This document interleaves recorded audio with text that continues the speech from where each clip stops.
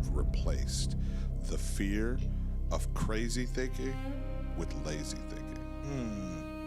I don't know if this is all of the answer, but I think it has something to do with the answer. To me, God did not want us to gain knowledge through the prism of the knowledge of good and evil. We're trying to explore the mind of God, but the heart of God is being twisted. As we could take the bait, hook, line, and sinker, and just go with the flow, or we can recognize that we are in this world, but we're not of the world, and we're called to occupy.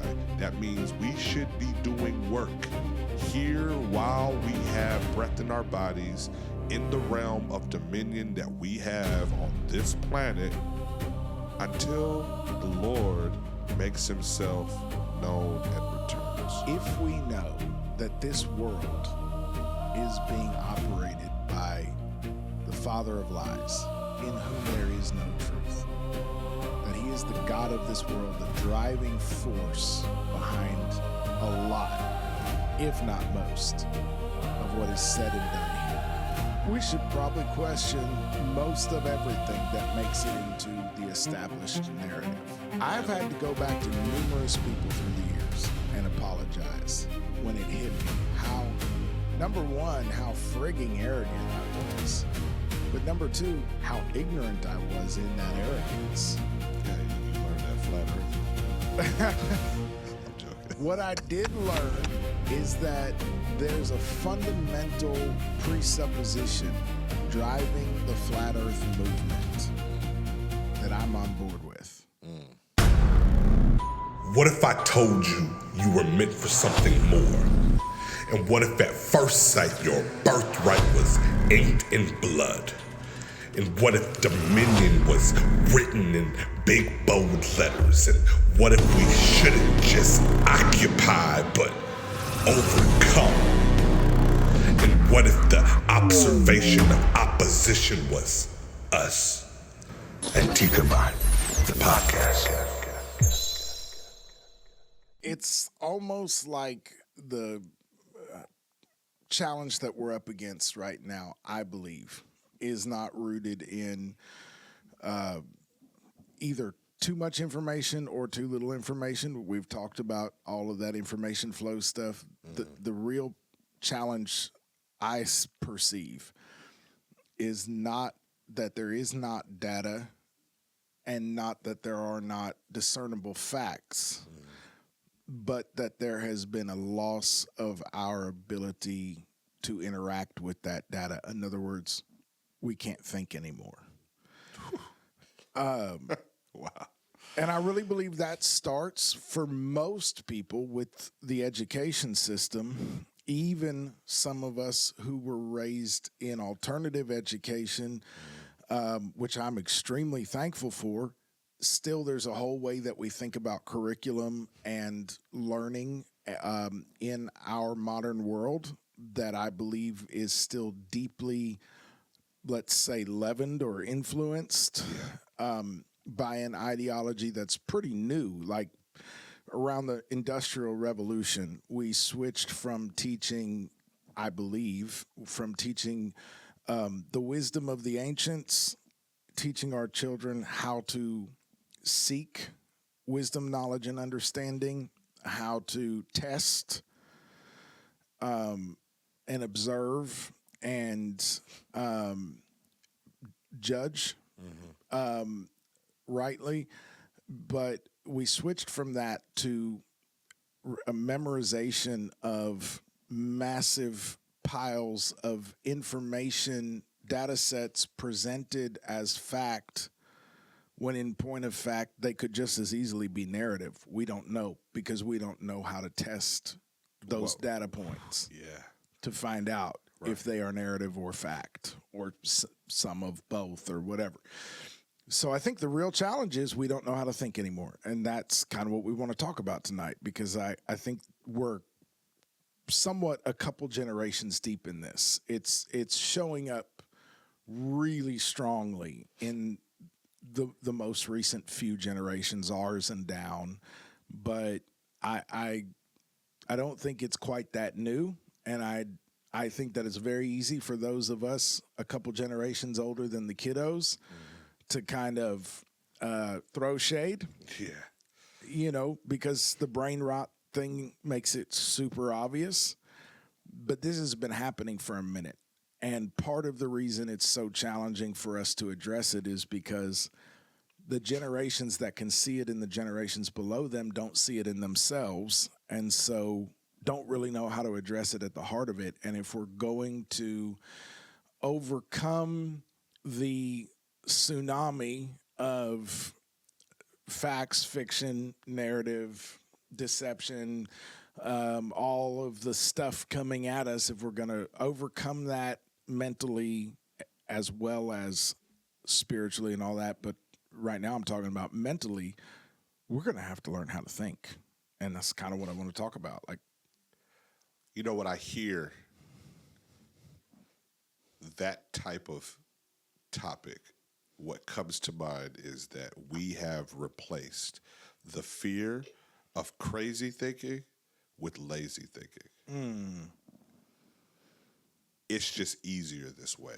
yeah, Because we see the tinfoil hat generation coming, or all of these ideas that may not fit the tight narrative that we would like to present, right, or lull ourselves to sleep with. right. And so we're just going to just present to you a package for you to memorize instead of actually thinking for yourself. Because if you do that, you may come up with a better idea. You may come up with a different idea. And that goes back to our whole tribalism conversation. Right. But before And we you may even notice the man behind the curtain. Right. I know. You want to talk about the elephant in the room. Yeah. I mean, before we go all the way in, 'cause I know we itching to do that. I know y'all see this new drip we got. We told on. y'all there was a secret we didn't tell. If you made it to the end of the episode. Right. We wanted to talk about it last time, but we just got the new merch in. We will definitely link it in the description. It's available for you to order. People have been after us since really the beginning. They wanted Antikemi merch, so we rock in a couple of the mock-ups. You see Live Antikemi. What you got, my brother? I got Antikemi, obedience is the protest. If I can get it around this one is front only. Antikemi is, let's see, obedience is the protest. I love this shit. Yeah. And then I got the Be Hebrew. hey. I love it. Live Antikemi, be Hebrew. It's been a long time coming. We're excited about it. Aslan did good, man. Yeah. Shout out to my wife. She is a creative genius. I love it. Yes. Love it. Take a moment, do all the things, like, share, hit the hype button if you are on a mobile device. Just Please. swipe left at the comment section, and you have a button where you can hype it up. It definitely helps small creators. We have a Antikemi TikTok. Yes, we do. Follow us on TikTok. We have a couple videos, doing some numbers. Doing something over there. Doing little numbers. And so we're trying to definitely create more content. And like we've said, this platform exists not to just add more noise to a very oversaturated market, but we want to present guardrails for people who are swimming in deep waters, and they really don't know where to look towards for when they're drowning. We want to help you find due north. Yeah. Give you guardrails, throw you a life preserver, like all of the stuff we've needed at every step of the way. Right. And have, in a lot of ways, God's been gracious to allow us to provide those things to each other. This is kind of just us doing our best to kind of share the love Right. and spread some of that out. Right. Antikemi is a New Testament word from the Greek that means to lie opposite. We believe that encapsulates the core of the call of the kingdom of heaven, the call of Jesus Christ. Leave everything and follow me. Yes. Leave everything includes presuppositions, ideas, ideologies, loyalties, tribes, right? Yes. So we really do believe that somehow this is supposed to show up in the way we move, in the way we speak, in the way we interact. Like it's supposed to show up everywhere that we really are from somewhere else, going someplace else.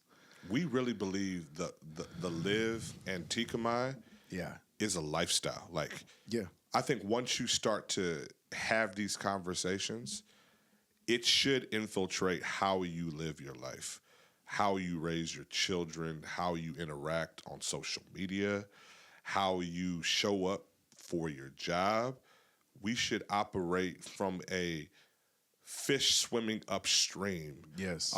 Man, very soon we gotta like go into that little bit of revelation Yes. I found with that. That's been pretty cool. Yes. On why salmon specifically swim upstream. Which would take us back to Jericho, actually. It will. But there's a reason why we have a resistant mindset. Not to be contrary for contrary's sake, but because the systems of this world is selling us a bill of goods. Right. And we have a couple choices. We could take the bait, hook, line, and sinker, and just go with the flow. Or we can recognize that we are in this world, but we're not of the world, and we're called to occupy. That means we should be doing work here while we have breath in our bodies in the realm of dominion that we have on this planet until the Lord makes himself known and returns. Dude, I was just talking with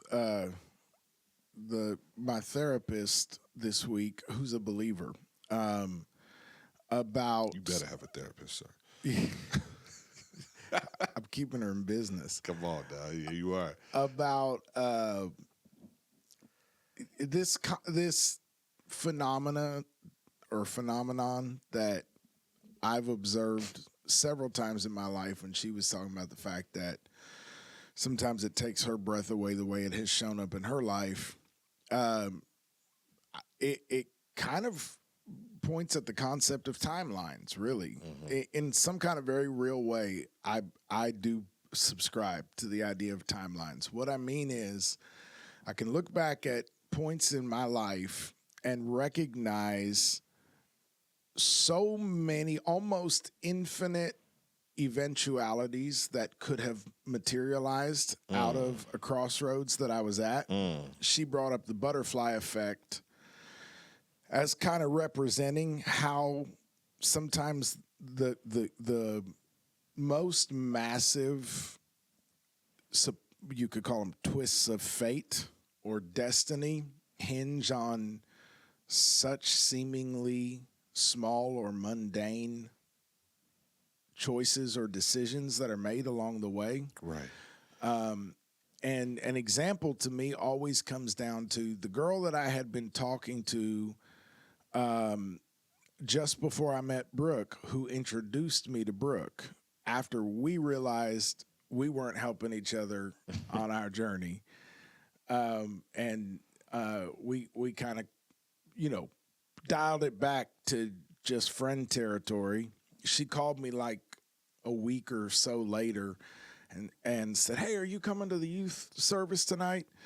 And I was exhausted, and I was really barely counted as a youth at that point. In most churches, I wouldn't have. In that church, college and careers had kind of been smashed together with the older. So I kind of was a youth, but I was a grown man. I was 21. And so technically, like, I don't know if I was obligated to go, but I also was raised right. And, so she was like, "Are you coming to service tonight?" I was like, "I don't know. I just got off of work. I'm beat. I'm not sure I'm going to make it." And she was like, "I really hope you do. There's this girl I want you to meet." And I was my mind was so much in a different place that I didn't even catch the implication. There's a girl I want you to meet. Right. I was just like, okay, so she she's got some friend that whatever. Right. And so I hung up the phone with her with like a big maybe, and then conviction kind of hit, and I was like, it's church, and I have time to make it. I should go. And so I didn't go about that at all. Right. And that's where I met Brooke. That's an example to me of like so many almost infinite possibilities of how life could have unfolded since that time that all collapsed down into one lived eventuality in that moment based off of a decision that I made, or let's say a choice that I made in that moment that was predicated on a decision I had made not long before that I'm going to leave everything and follow Jesus. And so I kind of knew in my heart of hearts that basically that means I should go to church tonight. Like, the doors are open. I know that. Right. And so I made a choice that I didn't want to make because of a decision that I had already made. And I made it almost casually, like, all right, yeah, I'll go. Took a quick shower, fresh shirt, little cologne, and off to meet the woman God prepared for me from the foundation of the world and predestined us, I believe, to do a work for God together. And in the moment that we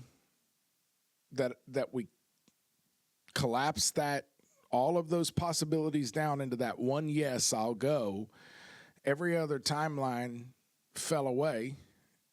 And every timeline since then has been premised on That decision. Yes.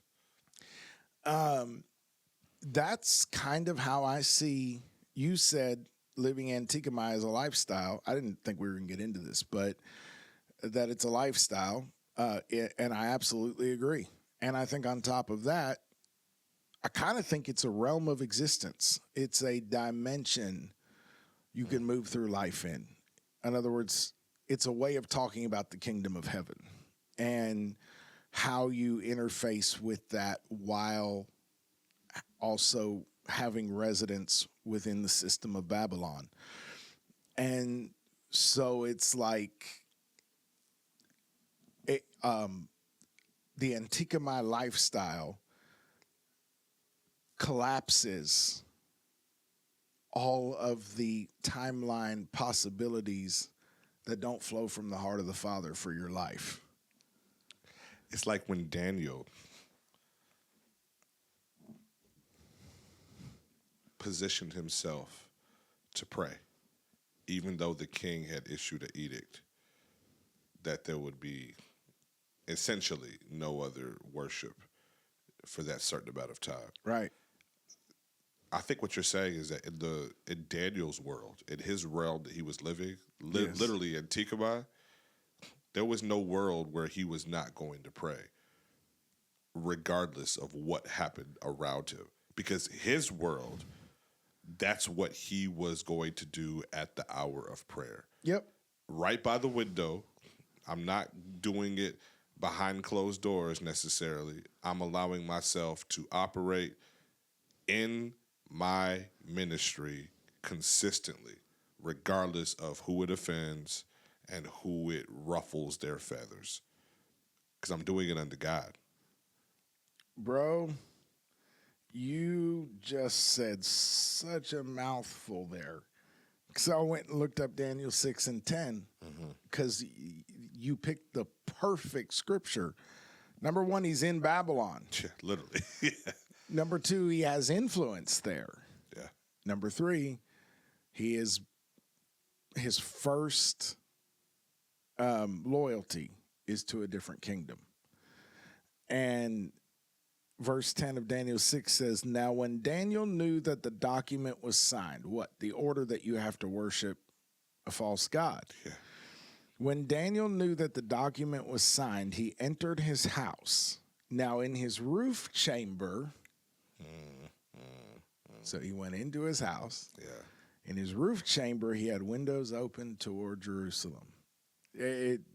Whatever. And he continued kneeling on his knees 3 times a day, praying and giving thanks before God as he had been doing previously. So well, you picked the perfect one, because it's not saying he realized, oh crap, we're in trouble, and he started praying 3 times a day. It's saying when Daniel found out there was an order that said you have to violate your conscience because Babylon is demanding it, his response was, let me go do what I've been doing.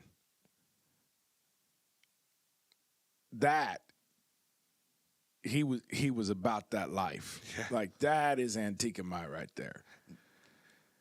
But I think it's still deeper. Like, I really want people to understand what you just said. It's a realm. Yep. It's a world inside another world. Like, think of like the Russian dolls, right? Yep. And so, like, in Daniel's world, there is no timeline in the world that he's living in where he does not pray 3 times a day To the living God. That Alone. That's just what he does.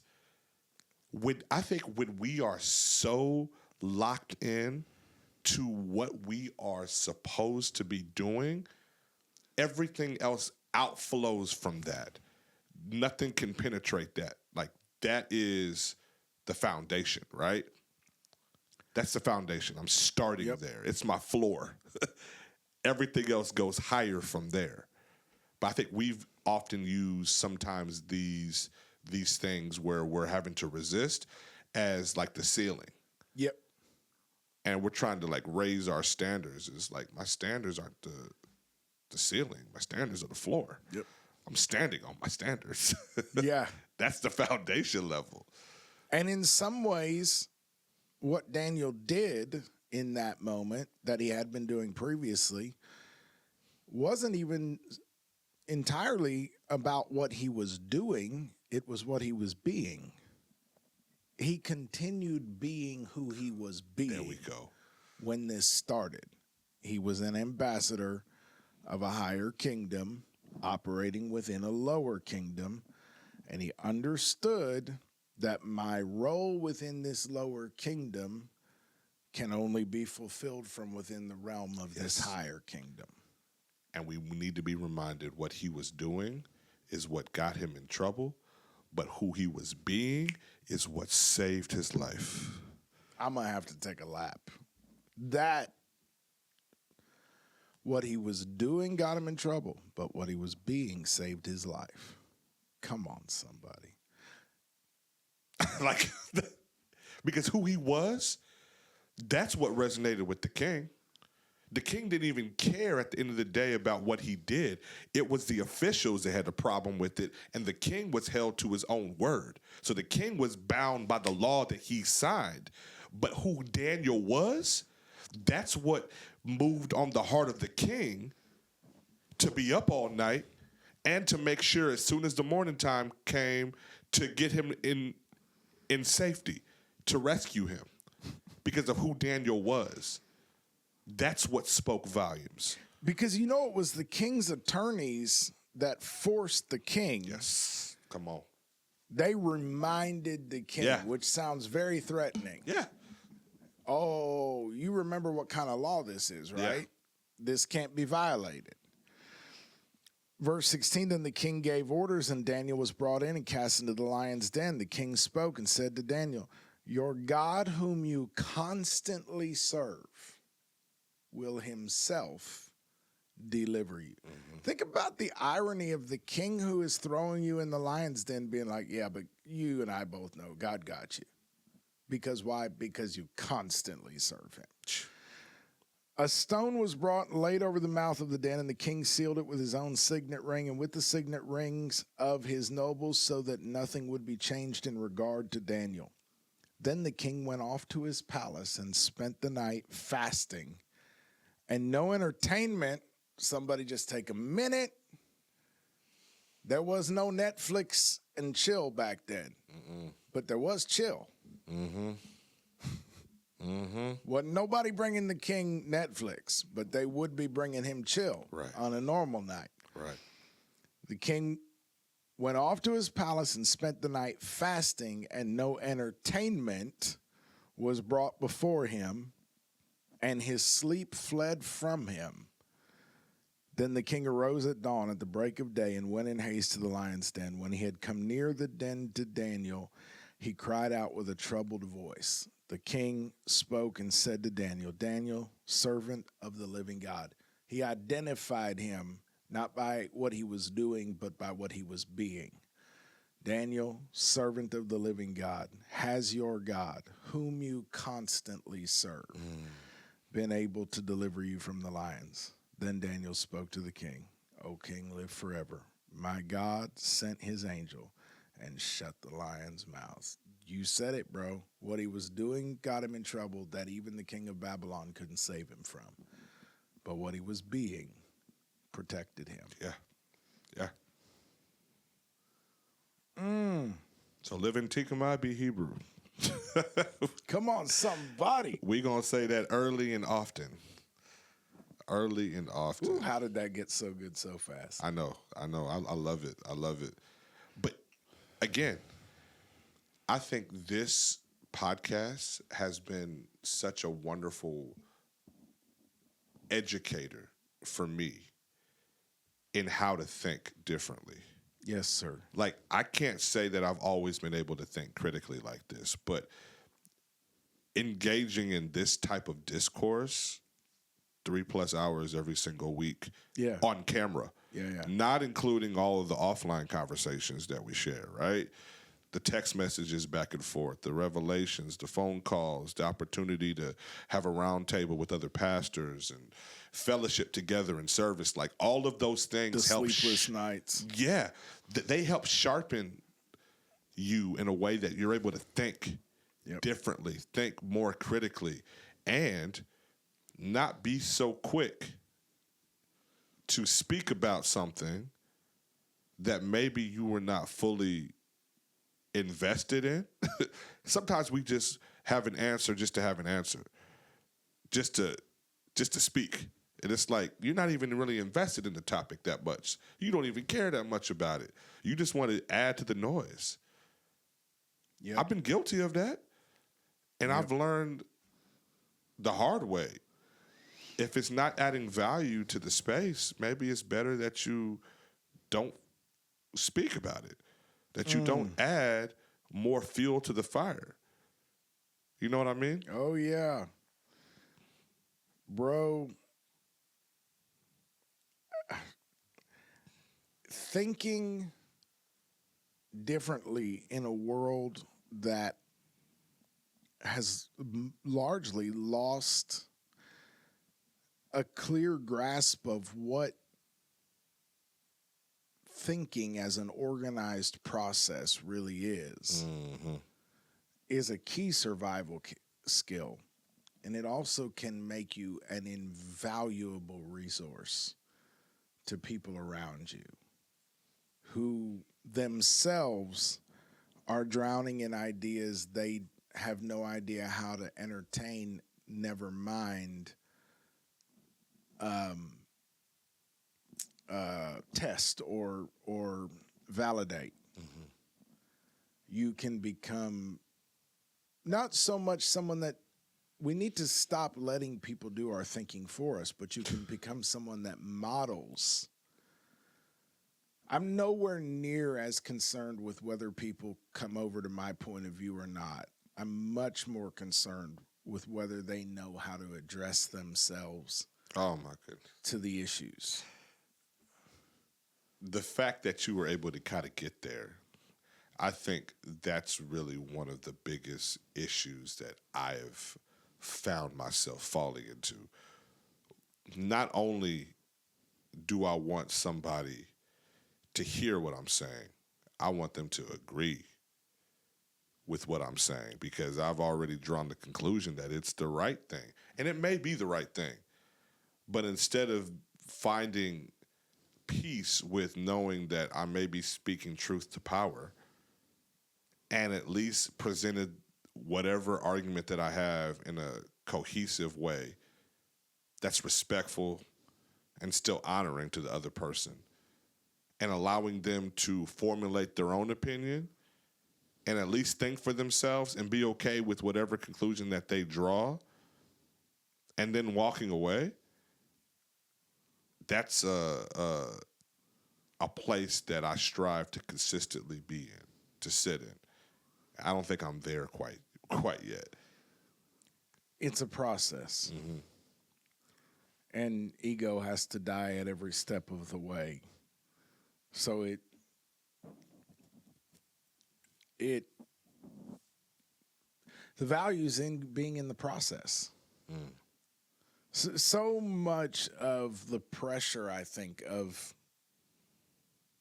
existence in the modern world, or postmodern or post-postmodern or whatever label you want to put on it, in the current environment, I feel like we have so much pressure around arrival and very little value for process. Most of the value I've received in my life was found in the process. The arrival is a celebration of the value you received in the process. And the funny thing to me about major benchmarks of arrival in life, when you actually succeed at something, a lot of times in my experience, you don't notice that until it's either pointed out or you look back down the road further ahead and realize, hey, somewhere I graduated. I became the person I was trying to emulate. I became the thing I was trying to learn. But because that point of arrival is not ever what it was marketed as, it's never. I mean, one of the greatest things to understand in life is that the grass is not greener on the other side. The grass is green where you're supposed to be. And where you water. And where you invest. Yeah. Yes. Yeah. So the value to me in life has been in the process. When I look back at where we've been and where God has brought us to, what I most often see is the process that he took us through and the fact that you could not pay me, bribe me, lure me, tempt me into going back and getting a chance to have the cheat sheet, know the thing that I learned without having to go through the lesson. It's all been in the process. That's where the value has been. And the arrival, a mansion is breathtakingly beautiful and alluring from the outside. It is breathtakingly heavy and demanding as a responsibility from the inside. The person who lives in that mansion has foregone many of the quiet luxuries that come with a less burdened life. Even if they got that mansion through, even if they cheated, even if they arrived at that place, even if the Rolls Royce is the product of cartel money, they have to look in the rear view mirror of their Rolls Royce a lot more than you have to look in the rear view mirror of your Honda Accord. Mm-hmm. You don't have to worry about who's following 3 cars behind. They do. So to me, arrival very rarely looks like or feels like what we would expect it to look like or feel like. The process is where the value is. And process is a powerful word when we're talking about how to think, because that's really what we're saying is how to process. You get what I'm saying? Process and arrival. Everyone sees the arrival. It doesn't feel on the inside of arrival.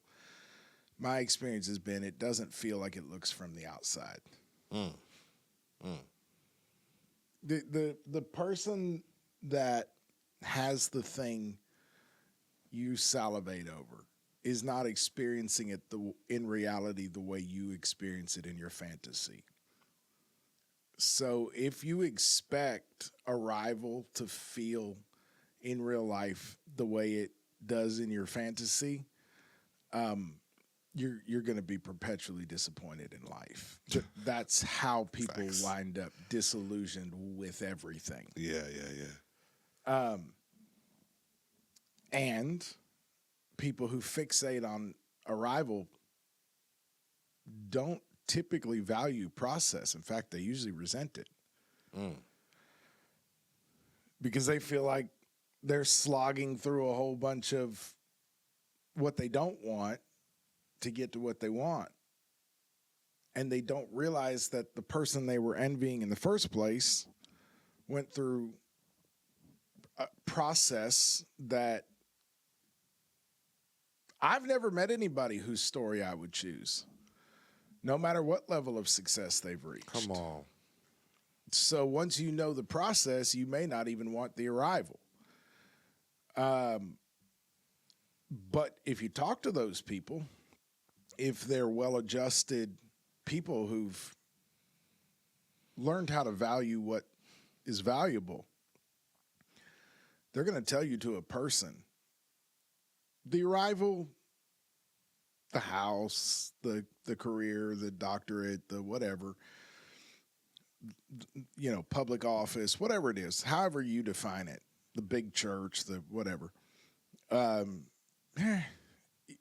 It's a blessing because if they're in their purpose, it's a blessing. It comes with a heck ton of pressure and responsibility that if it wasn't your purpose, it wouldn't be worth it. Right. But the process has been priceless, which is a good thing because it's been unbelievably costly. So if it wasn't priceless, you wouldn't be getting return on investment. No. Processing is so valuable. Hold on. I see what you did there. Uh-huh. That's good. So it's not just the process, but it's the act of processing that we have lost the love of. All value for. Yeah. All the books are about either how to get around the process, how to survive the process. All the conferences typically are selling you shortcuts. Sometimes roadmaps. The best ones are roadmaps. Yeah. And yet because they need to sell the books, because they need to sell the tickets to the conference, the marketing is still all going to be around the arrival. They know they need to tell you about the process and they need to walk you through it, but you're coming because of the arrival. Yeah. And so The proof of concept. Yeah, exactly. So everything is geared around that. Whereas as you rightly pointed out a minute ago, I'm using this as an analogy to say maybe that little mistake of valuing arrival and resenting process is the same mistake we're making when we constantly try to obtain truth or obtain knowledge with minimal processing. We want somebody to do the processing for us. Oh my goodness. Oh boy. What dangerous waters we swim in when we want, yes. You mentioned this a while back about how we I know where you're going. interact with like truth, Yeah. and we have to make sure we are dicing it down so cleanly because, and used it in the analogy, of course, of like a scalpel. The reason why it's so small and so sharp is that it's making precise cuts, because if it nicks a part of the body that is not supposed to cut, it could do irreparable damage. Yep. And that's how easy we can fall into deception on either side, because truth is just strewn out there and we have access to it. But if we're not careful in how we interface with it and how to process and think through it, we're going to find ourselves swimming in waters that we have no business in and drowning as the result of it. Yep. That's so good. It's the same reason we become so quickly addicted to super processed foods. We've talked about this before. The human body is not designed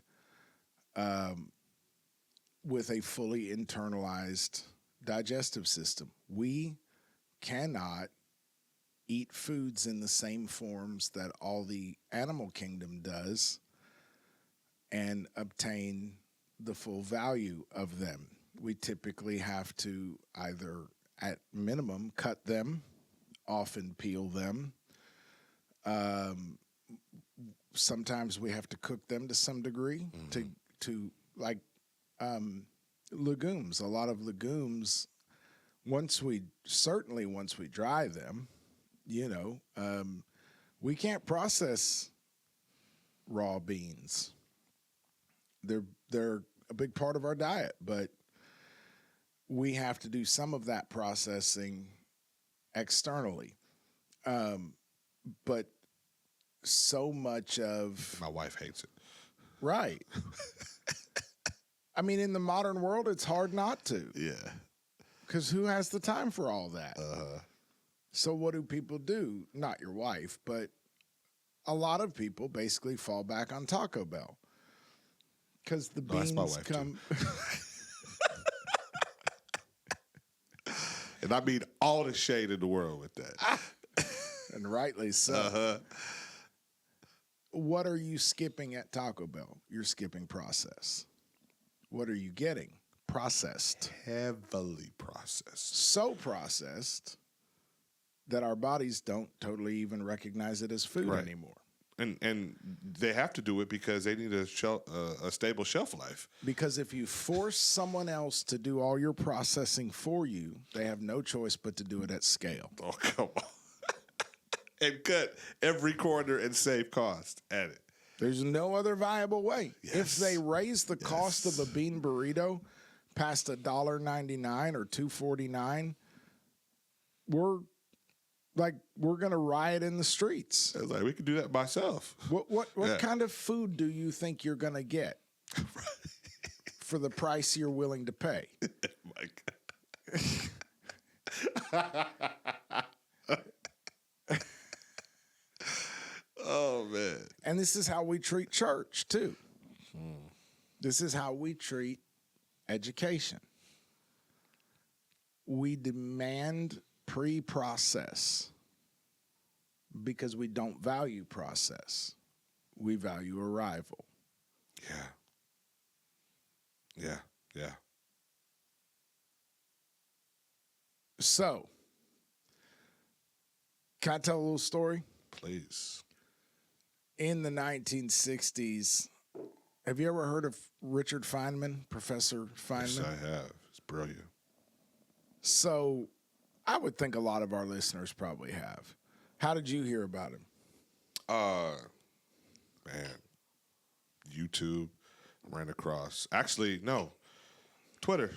Ran across a few videos where people were talking about just how brilliant he was. And I mean, if I'm remembering correctly, he's the one that has like taken these extremely complex ideas and was able to break them down, like even for like children to like understand. I mean, talk about extremely complex like quantum mechanics and break it down in a way that like the everyday person was able to understand. Because Feynman valued teaching people to fish. Yeah. That's really, even though he was that good at breaking stuff down, what he wanted people to get, this goes back to what I said a little while ago about not caring as much that people get on the same page with my viewpoint as that they gather whatever value they can from watching us process through stuff to learn how to do that. Yeah. Because we're not going to be right about everything, but whatever we know about how to examine a thing and try to find something of value out of it, that's really what I want people to be tracking and applying whatever they find applicable. Feynman didn't so much want people to believe his explanations of things. He wanted them to see how he understood things and learn how to get those answers that way, how to find the kind of answers he was able to give. So, just a little bit of background, kind of aggregated. Feynman liked to say he wasn't a great student of school, but he was a great student of reality. Yeah. Yeah. From childhood, his father would take him for walks. This is so meaningful to me. His father would take him for walks, pointing at birds and clouds and gears, always asking, "What do you see? What does that mean? How does it work?"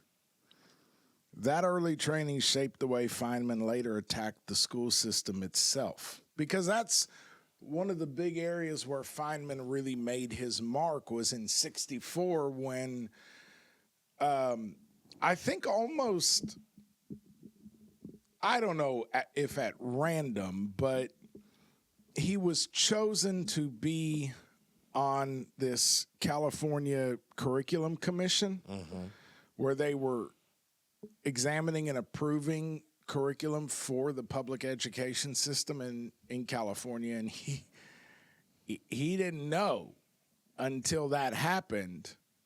He didn't realize what was happening in the schools. And examples that I've heard are along these lines. There was apparently several situations where Feynman realized he was the only one on the commission who had read the curriculum. Yeah, right. He would read every page. He forced himself to read every page, even though he hated a lot of the curriculum, if not all of it. There was one case where they say where the publisher didn't get the book out in time. And you know how state contracts go. There's a closing date. If you're not in and approved by that date, you're not going to be that year's vendor. Right. And so this publisher just did a Hail Mary. They printed the covers and the title page of the book and sent it to the commission. Feynman opened it, discovered that all the pages were blank except for the cover page and the covers, and obviously didn't vote to approve it. When every other one came back from the other members of the commission marked approved, that was one of the things that made him realize they're not even cracking these open. So in one famous story, Feynman recalls walking with his father when another kid asked, "What's that bird called?" His father answered, "In Italian, it's called this, in Portuguese, that, in Chinese, something else," and so on. Wow. Then he turned to Richard and said, "You can know the name of that bird in all the languages of the world, but you still know nothing about the bird itself. So let's look at the bird and see what it's doing."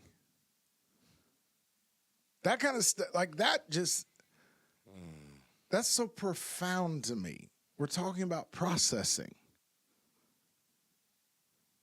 Goodness.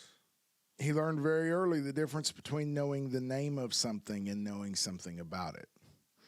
Years later in Brazil, Feynman taught at a university and sat in on classes that were meant to train future physics teachers. He was horrified.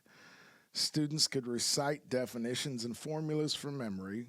I'm sorry I'm reading, but I'm reading. Word perfect. But when he asked simple questions about real situations, they were lost. I had no idea. He concluded they were learning nothing but words.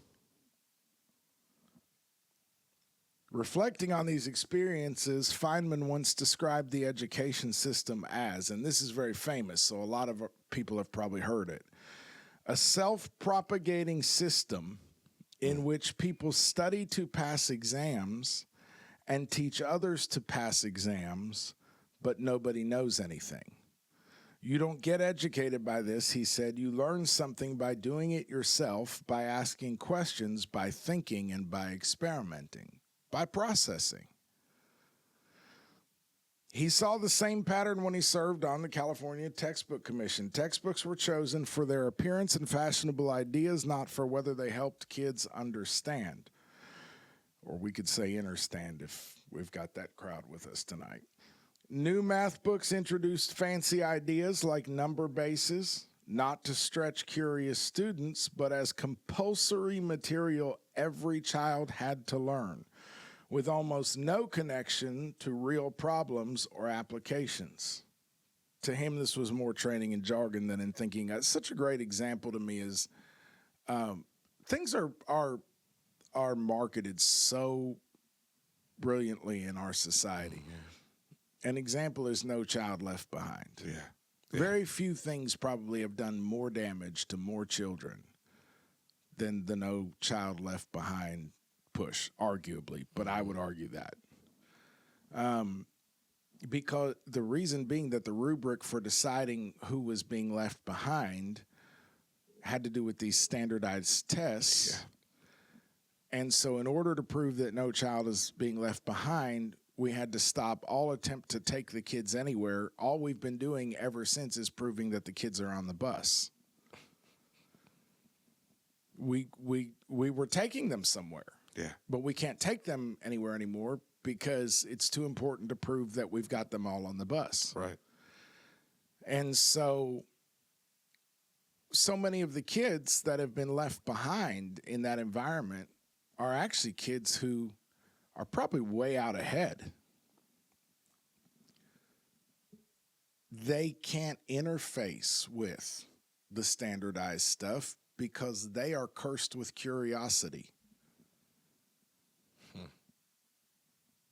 Yeah, the standardized stuff I've often understood it as it's not testing you for you to be able to know or understand. It's testing you on your ability to take the test. And a lot of people that have the kind of mind that can decode a concept do not have the kind of mind that can memorize road information like that. Right. In that kind of pressurized environment. Mm-hmm. It's not how their mind works. They need creative space. We're literally not holding space for people whose minds work that way. And yet, those are the ones that have driven all of the innovations, discoveries, and events that we're telling the students they have to memorize. the facts we're forcing them to memorize were created or discovered by people whose brains never could have fit within that rubric. Come on. And so I think what we're doing right now is we're forcing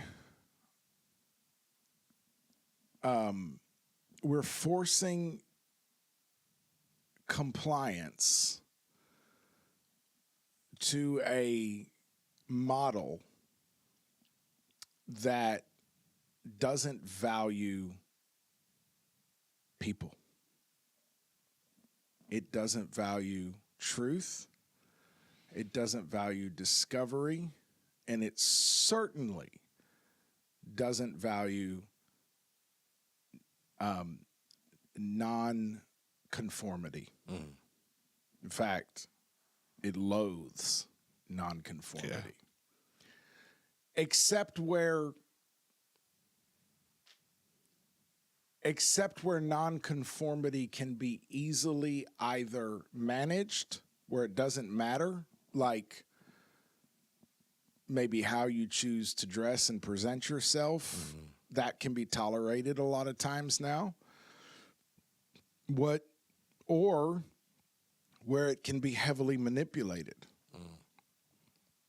around issues of identity and tribalism. And so all of that pent up creative, now it's been transmuted or corrupted into rage inside of the students, gets pushed out in these ways that are either easily managed or easily manipulated, relatively harmless to the system or actually feed the system. But nothing that could challenge or grow or reframe the system. So we are destroying process. Essentially, we're grinding ourselves to a halt, except the ultra elite who can afford to send their children to education outlets that don't operate this way. Like Elon Musk, who has, I believe, funded entire schools so that his kids could go there. Yeah. Understandably, by the way, but, he wouldn't have missed the money to make it big enough that somebody else could come too. Yeah. But that's not the goal. No. This is one of the coolest things to me. Feynman's core critique of the public education system could be summed up like this. Schools often teach students to handle labels instead of reality. Key ideas in his own words are these. Knowing the name of something doesn't mean you understand it. Oh, my God. And here's a kind of a summary of several of his quotes. Students are often trained to give pat formulas to standard questions, like energy makes it move, or friction makes shoes wear out.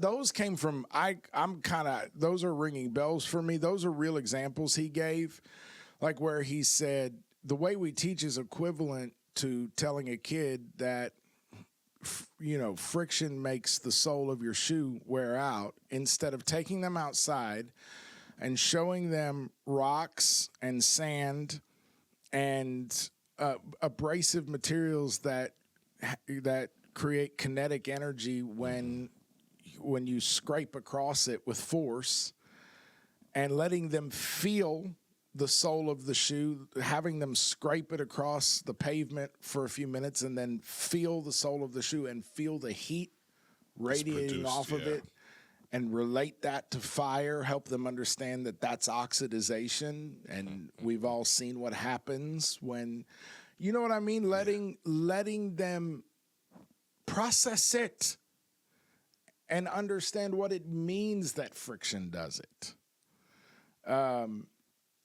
He said, these are just words. Nothing is explained, like saying because of God's will and stopping there. Everything happens for a reason. What are you saying most of the time when you tell someone everything happens for a reason?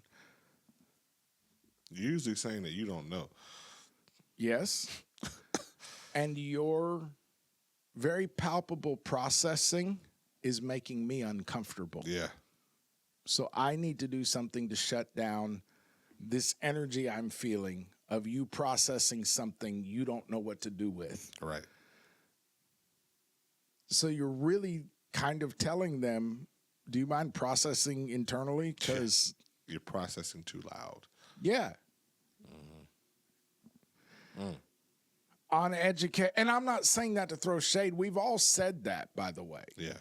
This we're talking about a very human tendency, but we're also talking about something that has been systemically instilled into us. Come on.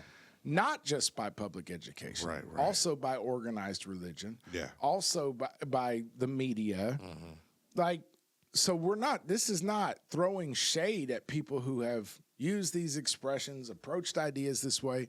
We're just trying to talk about thinking, processing, and maybe why a lot of us are struggling to make heads or tails of it's raining cats and dogs of information out there, but we can't make heads or tails of it. Maybe that's because we don't know how to process. Come on. On education in Brazil, Feynman described a culture where everyone acted as if they understood while no one dared admit confusion. That feels like standardized testing in play.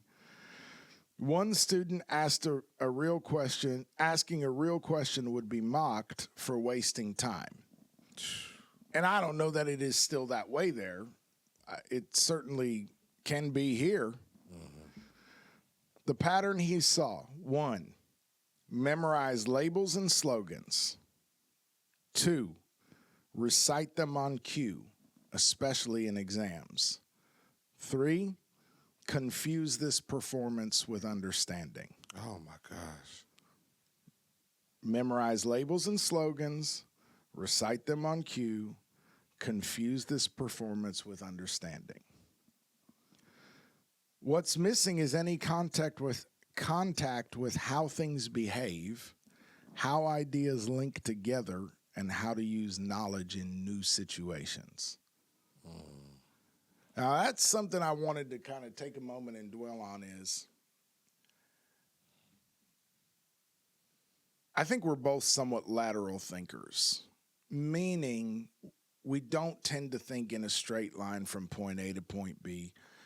We tend to see patterns that trigger us to connections between things. Yeah. Certainly for myself, but there's no way you would be the version of a poet and a rapper and a writer that you are if you didn't share this in some really significant way. I view words differently. Yeah. You do. I definitely do. Because you see conceptual connections that are not self-evident to a lot of us. Right. The ability to be looking at one thing and reach back and grab something else that was just hanging suspended in your experience, held without judgment. Yeah. It was just something you picked up along the way that seemed to have some substance to it. You may have not known what to do with it, but you just filed it because it seemed like a thing. And then one day you're looking at something else and you see the pattern that you now realize was what you had observed back here. And you grab those two concepts and you overlay them and you realize that they can teach you something about each other and the nature of the universe and the God who created it. And so we're doing it tonight. We're talking about how people process success and the struggle as a metaphor for how people process learning and education and the path to that and how you measure that, and we're grabbing our experience in church and going, hey, we do a lot of this here too. Yeah. And that's making us realize that that's a lot like fast food, which we're stacking on top. And then that makes us realize that that points at the human metabolism and the body and how it was created. And once you start seeing all these layers stacked on top of each other, certain patterns that we call fractals start to emerge, where the whole picture is contained within each of the parts again and again and again. Yes. And what comes out of that is a level of wisdom, knowledge, and understanding, or knowledge and understanding that can only be described as wisdom. So you start to move through the world with a level of wisdom. But a lot of people have been robbed of the ability. You may not be a lateral thinker by nature as much as someone else, and you may not be as naturally acclimated to pattern recognition as someone else, but you can learn how to apply some of these principles to the way your mind works. Yeah. Yeah. Psalm 111:10, I think is where you can start. It's the fear of the Lord is the beginning of wisdom. So having that reverence, that respect for the Most High God, that's where you start at for the deep dive to reveal the wisdom that you're after. But you know what's interesting about that is that you won't find one person that skipped a line that God used. Not one. Never. They always had a process. And a lot of times it was a long, hard, drawn out process. Yeah. Yep. Everybody that's been highlighted in Scripture. And the ones that did skip the line for whatever reason, they always ended up inside destruction. Yep. Every king that was just placed on the throne without going through any type of process, any type of character forming, they always ended badly. You know, one of the principal reasons that teleportation presents such a challenge. That's a segue. I I love it. To me, it would followed totally naturally from what you just said about people arriving without process, without the journey. Yeah. Because now, y'all, standard disclaimer applies. Not a physicist here, just a student of reality, of life, of God. In layman's terms, something like this. Yeah. We're talking about, the most sophisticated concepts in the world, and I'm going to use Lego language to describe them. But it's something like this. Theoretical physics, I believe, pretty much provides most of the data set we need to understand at the theoretical level how teleportation would work. It's kind of connected to all that spooky action at a distance, quantum entanglement stuff. Right. Like, there is a way at the subatomic level to be two places at once, technically, right? Or to be instantly somewhere else. Like, Marvel just explored this with the Fantastic Four movie. Right. They definitely were doing that inside that movie as far as teleportation. I haven't seen it, but I know they mess with those concepts a lot. Definitely. But one of the really significant challenges of it is, in order to move matter across the universe without time being a factor, you essentially have to dismantle matter all the way down to the subatomic level, which I believe we kind of can see how that can be done. But reassembling it on the other end, you kind of run into the foundational problem of trying to understand science detached from the concept of the creator. Right. You just have a pile of stuff at that point. And we really only know of one being who can assemble that into what we're looking at right here, that's fearfully and wonderfully made. Yeah. Not to say anything of having no idea what would happen to soul and spirit in that process. Come on. So that's such a good example to me of like why skipping process is so destructive. You need the journey. You have to. The journey prepares you for the arrival. Mm-hmm.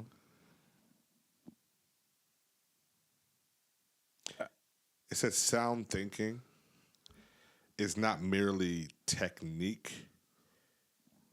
It's a disposition of humility before the truth. Who said that? Your article there. Yeah. Man.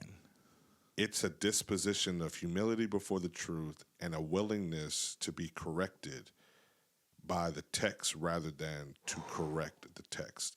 And this is just talking about like how to approach like even reading scripture and drawing out from the text how you're supposed to read it. Sound thinking, meaning solid, substantive thought processes that aren't going to fall apart when interrogated, is basically a posture of humility standing before truth. Starts there. You have to start from truth matters here more than my allegiances do. Yep. Truth matters more than my presuppositions, anything that I thought that I knew. Whatever framework, whatever scaffolding that we've used before. Yep. And in my case, my experience has been I've had to eat a lot of crow. Yeah. Because when we get locked in ego and people say things that upset the apple cart for us, yeah, boy, we tend to go on the record, especially on social media, real strong.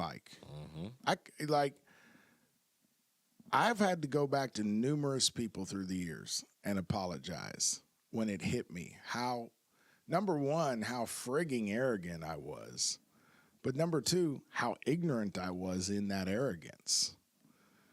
Yeah, you learned that flat Earth was real. I'm joking. What I did learn is that there's a fundamental presupposition driving the flat Earth movement that I'm on board with, which is if we know that this world is being operated by the father of lies, in whom there is no truth, cannot tell the truth because it's not in him, that he is the God of this world, the driving force behind a lot, if not most, of what is said and done here. We should probably question most of everything that makes it into the established narrative. Yep. So even though I'll just state my position because we regularly kind of, there's a couple things we're willing to have a chuckle about. I'm just going to say the fact that we think the whole conversation is a little amusing to me to a degree. I'm not saying that to belittle anybody's role in it. It is a little amusing to watch the way it plays out and all that. But what I will say is I've come to the point in my life where I'm not willing to write someone off as being stupid or a fool because that's their view of cosmology. Because I know that for many people, that belief is driven by a fundamental distrust of the grand narrative and a desire to be faithful to what they feel that they're seeing within the Word of God, which I can respect, both of those things. And I would have to say that I have arrived at a place in my life where I'm not fully wed to any particular view of cosmology. I just know a lot more about the heliocentric globe model, and I don't always resonate with the problems people present with it. But yeah, bro, like for me, it's gotten to the point that I'm just not willing to get locked in ego with somebody about that anymore. Yeah. I'm not willing to laugh them off over it.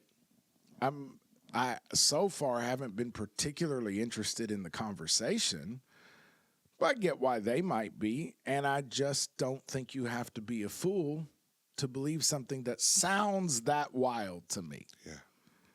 I think there are fools that are in that camp, but there are fools in every camp. You just beautifully laid out the value of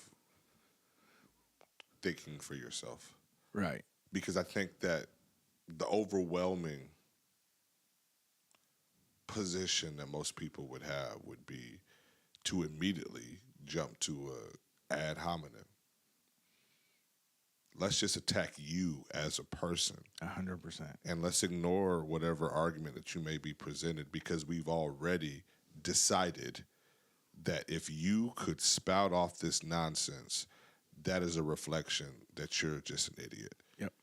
You're dumb, you're stupid, and nothing that you say matters at that point. Yep. And that really shows the insecurity that we have, because if somebody, they may be all of the above. They really may, like you said, may be fool. Yeah. They may be an idiot. They may be a moron, whatever. But I should be able to hear what they are saying. And if it's just that foolish, attack that. Attack the argument and dismantle the argument with a better argument. That's right. Without, what's the old saying? It's like, don't raise your voice, raise your argument. Right. Like, present a better argument. If somebody says that that's their viewpoint, why is it that that triggers us? That's the question. And so often that can be pointed at by how we respond. An example could be, you might get in the comments underneath the post and say, tinfoil hat much? By which it's just ad hominem. Yeah. You're just saying conspiracy theorist. Mm-hmm. You didn't add anything to the conversation. You just called them a name. Yep. You're just a bully. Like, that's all you are. You didn't make any point. Yep. And they may get back on under that comment and say, NPC, normie. Mm-hmm. And you know what you just completely succeeded in doing is having an entire interaction without having the beginning of a conversation. Nope. You haven't communicated. At all. And one of the questions it leaves me with is, because the topic may not be that interesting to you, but humans are interesting. Why don't we go to, what made you say that? Like, when did you decide that that was your cosmological camp? What got you there? We don't approach things with curiosity, though. We don't. We should, but we don't. And curiosity can be so genuine when we learn where to find it. People are amazing, even crazy people. And they have very interesting reasons for, sometimes the reason is they don't know how to think, but that's interesting in and of itself. So if we're going to interact with it, if we can't be interested in the concept, maybe we should move to being interested in the human. Oh, man. I hope I'm not violating something here. My daughter wrecked me this week. She told me, riding in the car, she just out of the blue, she said, "Hey, Dad, you know what song I kind of like?" Brooke and I were kind of talking about like the stuff going on in Iran and stuff in the front seat. And from the back seat, she says, "You know what song I kind of like? Blowing in the Wind." Which shocked me. Bob Dylan, predictably. But I was so taken aback because when I tell you these children have been actively disinterested whenever I've tried to show them any of that stuff. And I stopped a long time ago. And I was just like, all right, it doesn't resonate with their generation. I get it. And then she named a few other, like some Beatles stuff. And, you know, I said, "When did you get into all this?" She said something so profound. She said, "Well, I used to worry that if I listened to stuff that wasn't like trending on TikTok or, you know, in my friends' playlists, that was going to be perceived as weird and make me kind of an outcast. And I kind of realized I don't care. I would like to listen to stuff that I like." And she had either seen a TikTok or it had come up maybe in a show.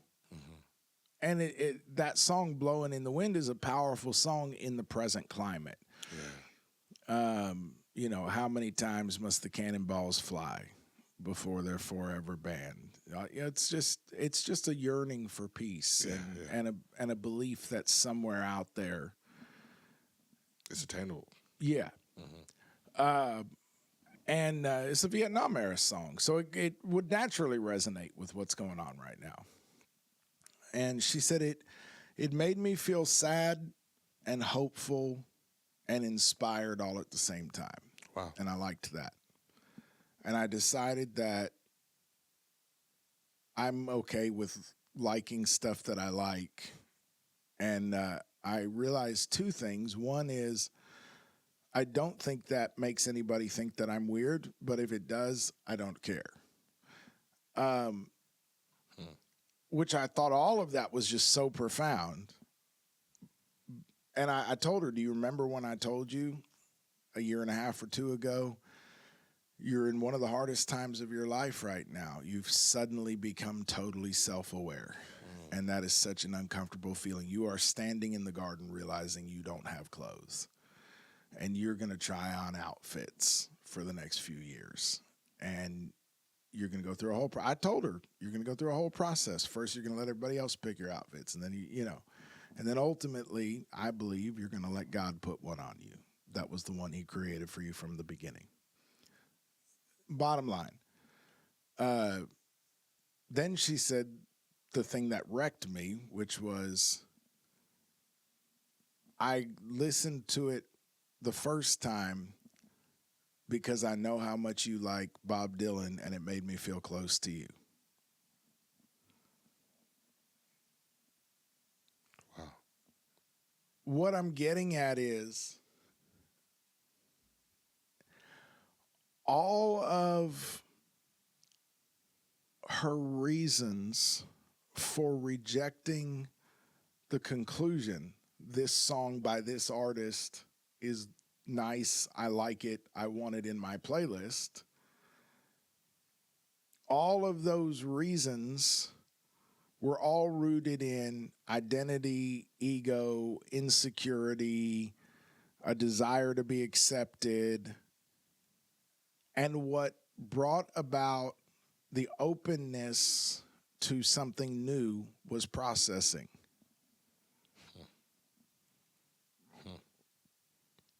Becoming aware that I would like to listen to things that I like. That this one makes me feel good. That my dad likes this stuff, and all of those things are a product of processing, which we are really struggling to teach our children how to do, because to a large extent, me much less so than many others, we were failed by the system ourselves. Yeah. We didn't really learn it. I learned a lot more than most other people do, but I was taught by people who were failed by the system. So they were in their own deconstruction process from the social conditioning and the programming. And so some of it was still there, just in terms of how we teach.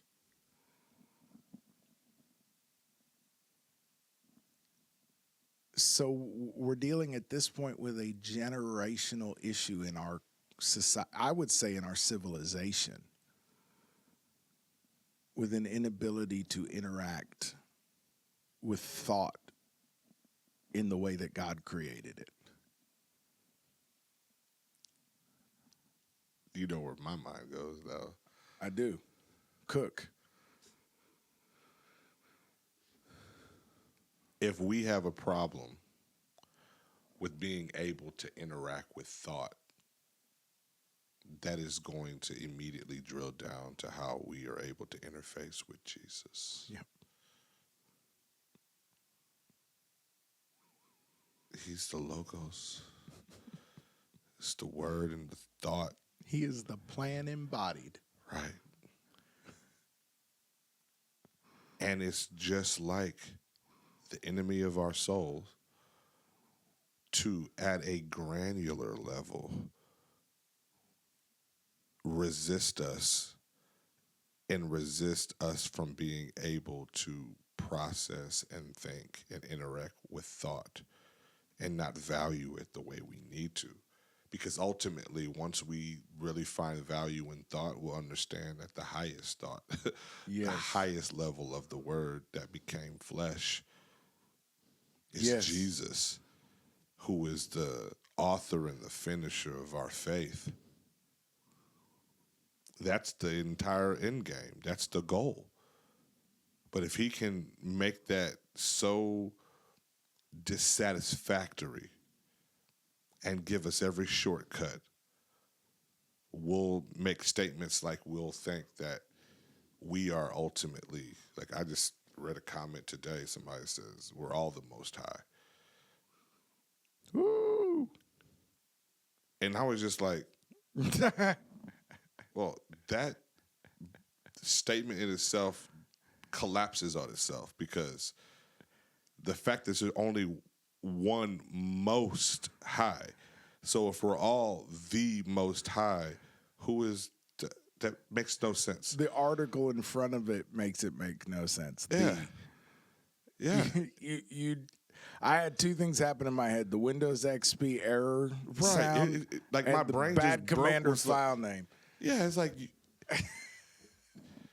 and I wanted to call him an ad hominem. Right.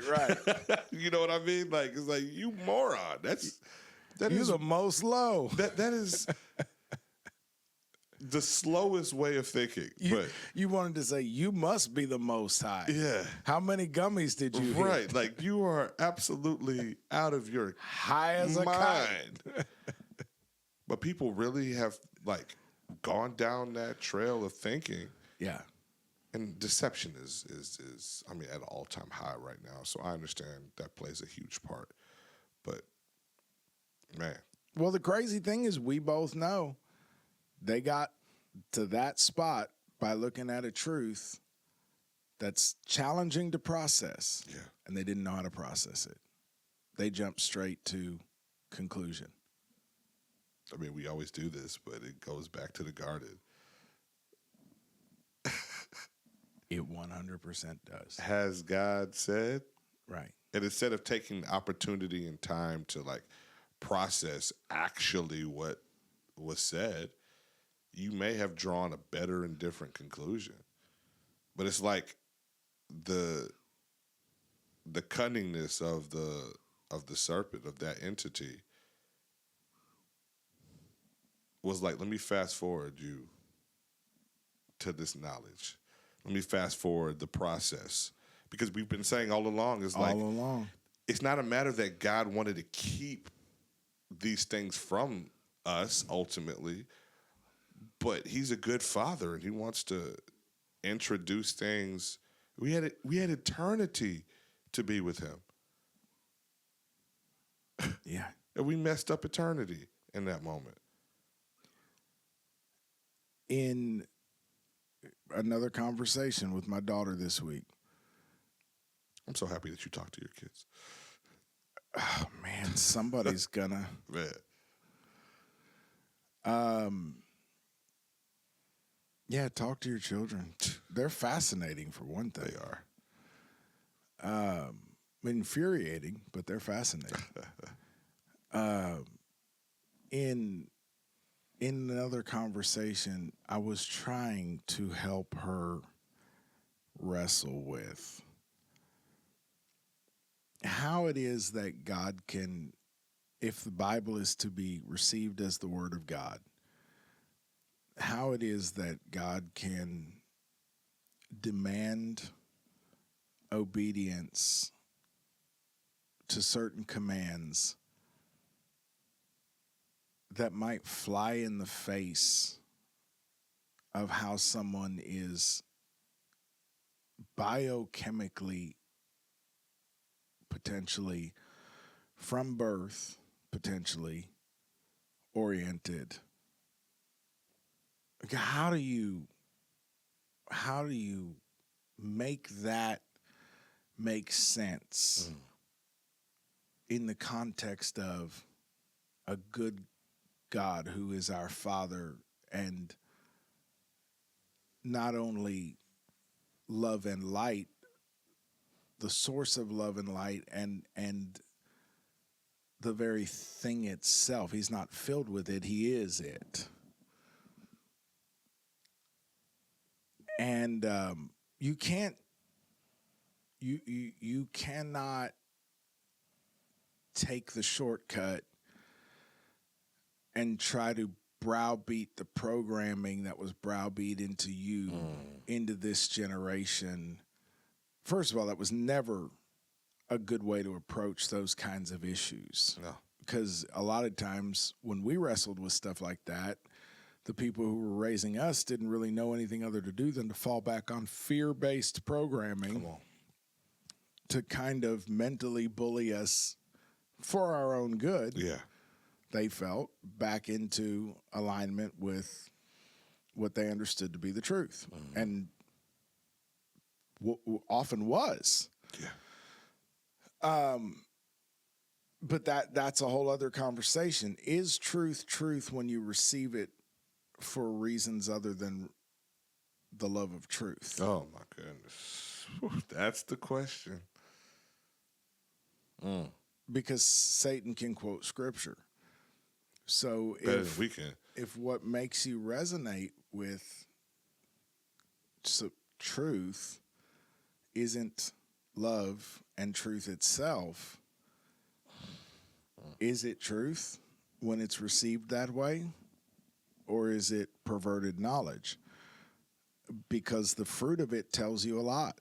Brooke brought that up today. My wife brought that up today. You can tell a lot about why you believe something by examining the fruit of that belief in your life, which I just thought was almost mind-bendingly profound. That you can say to yourself, forget whether or not this belief is true. Why do I believe it? Let's assume that it's true. Let's assume that I know that it's true. Why then is it bearing bad fruit in my life? Division, self-righteousness. I'm beating people over the head with it. I feel superior. You only really have two options. Either it's not truth, or the reason you're aligned with it is not the love of truth. Because you're not in love. You're in ego. And so... My goodness. So I was trying to help her understand this, and I said, look, I don't have easy answers, but I'm not going to try to skip the process just because I so badly want her to be on the same page. So I went to, I don't know if this is all of the answer, but I think it has something to do with the answer. To me, God did not want us to gain knowledge through the prism of the knowledge of good and evil. He never designed that for us. We are the ones who chose to obtain knowledge by partaking of the fruit of this tree called the knowledge of good and evil. Taking that out of the old arboreal language that the Bible is written in, which the ancients were much more connected to than we are.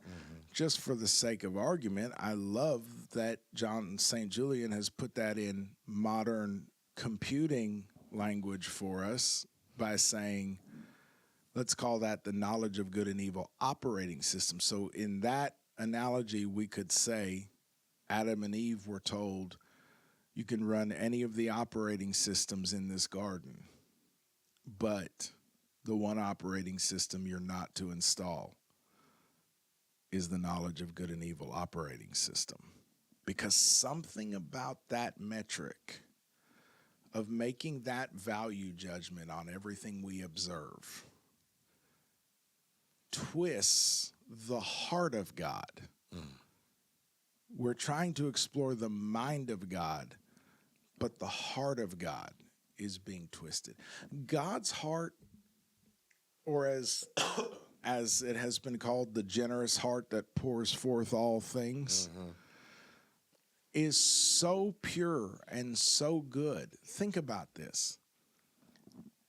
That he created this entire universe for his glory, for his purpose, placed us on this earth in his image, and then did not want us to have to interact with the knowledge of that creation through the prism of good and bad, good and evil.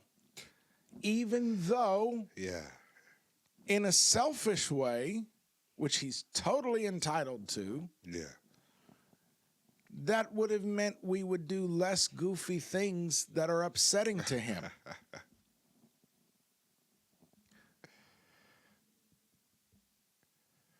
God is not offended when things happen in the animal kingdom that offend him when they happen in the human kingdom. Because the knowledge of good and evil operating system is not installed there. They don't know. How do I know that? How can I say that boldly? Because that's the argument God made to Jonah. You want me to kill these people? They don't know. It would violate the justice. He said they are like the animal kingdom. They don't know. He said that. He said they're like brute beasts. They don't know. And you want me to kill them? God tried to protect us from the accountability of knowing what he considers good and what he considers evil. That's so profound. That is so profound. And it flies in the face of everybody who has done the evil inversion of God and making the serpent or making Satan the sympathetic figure. He just wanted to present knowledge to us, and God wanted to keep it away. Right. When all Satan ever did was tell us it's okay to climb the guardrail and play in the street. God didn't say we couldn't go on the road. He just said, drive a car, don't play in the street. And Satan said, he just doesn't want you to get anywhere. So we can't really be butthurt, pardon the expression, at God for holding us accountable to a thing we chose to install. We agreed to the terms of service. Yeah. Yeah. Which is why he told us not to click the button. Yeah. So that raises it opens an entire can of worms about how we in the Antikemi kingdom, the kingdom that lies opposite this world, knowing that it was the dark one, knowing that it was the false light bearer that convinced us to install the knowledge of good and evil operating system on the mainframe, then as citizens of Eden,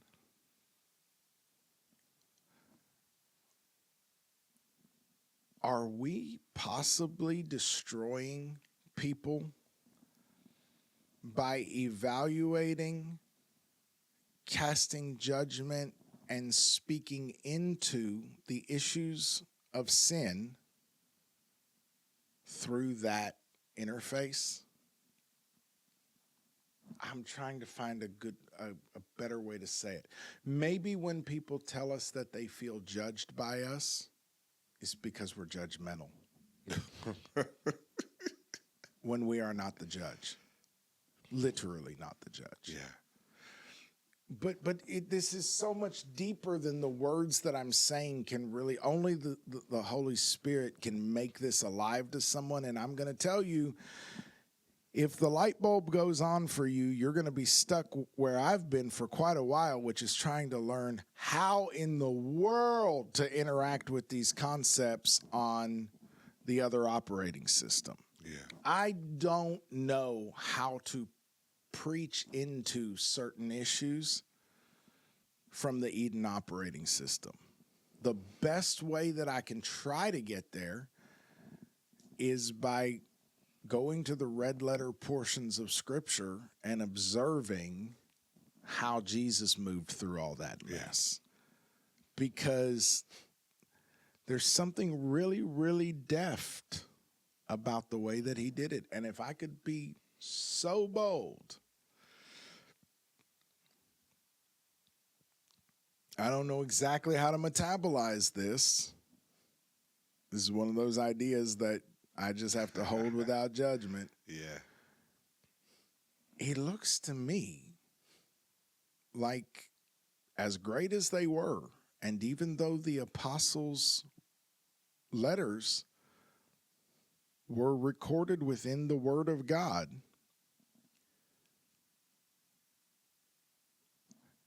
a lot of the commentary we have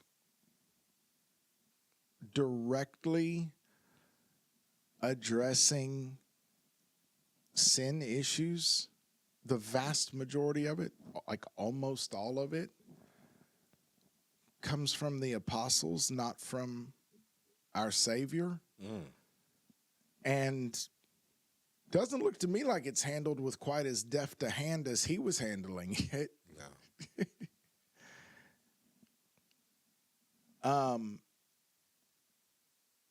But all of it, almost without exception, both from our Lord and from the apostles, was directed at church people.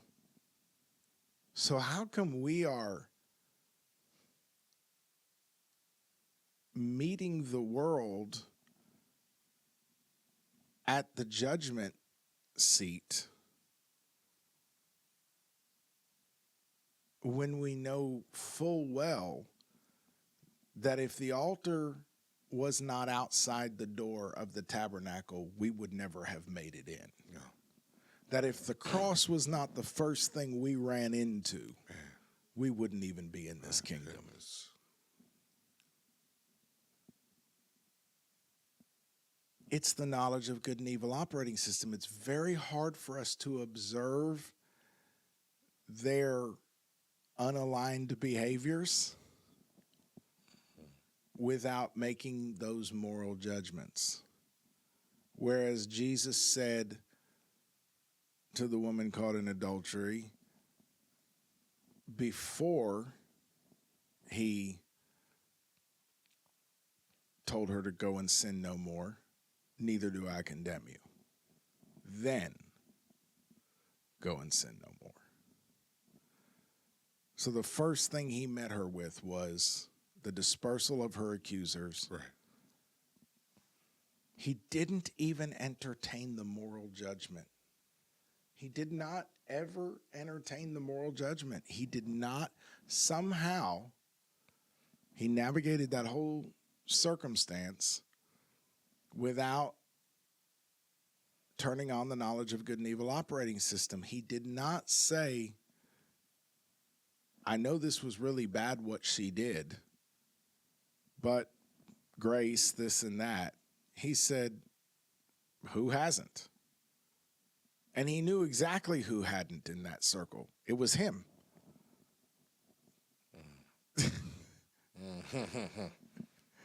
Who hasn't in that circle was an unusually profound question because someone was present who hadn't. Right.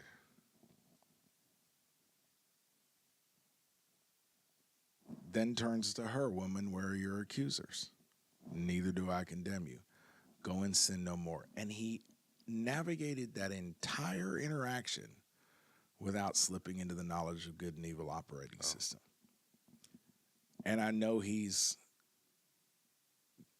God incarnate, and I know he's all of these things that are so limitless. But he showed us by how he moved through this world. And he could not have done that in his human existence if he didn't know how to think.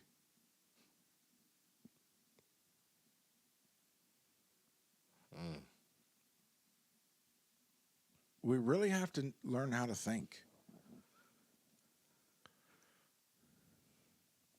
That's powerful,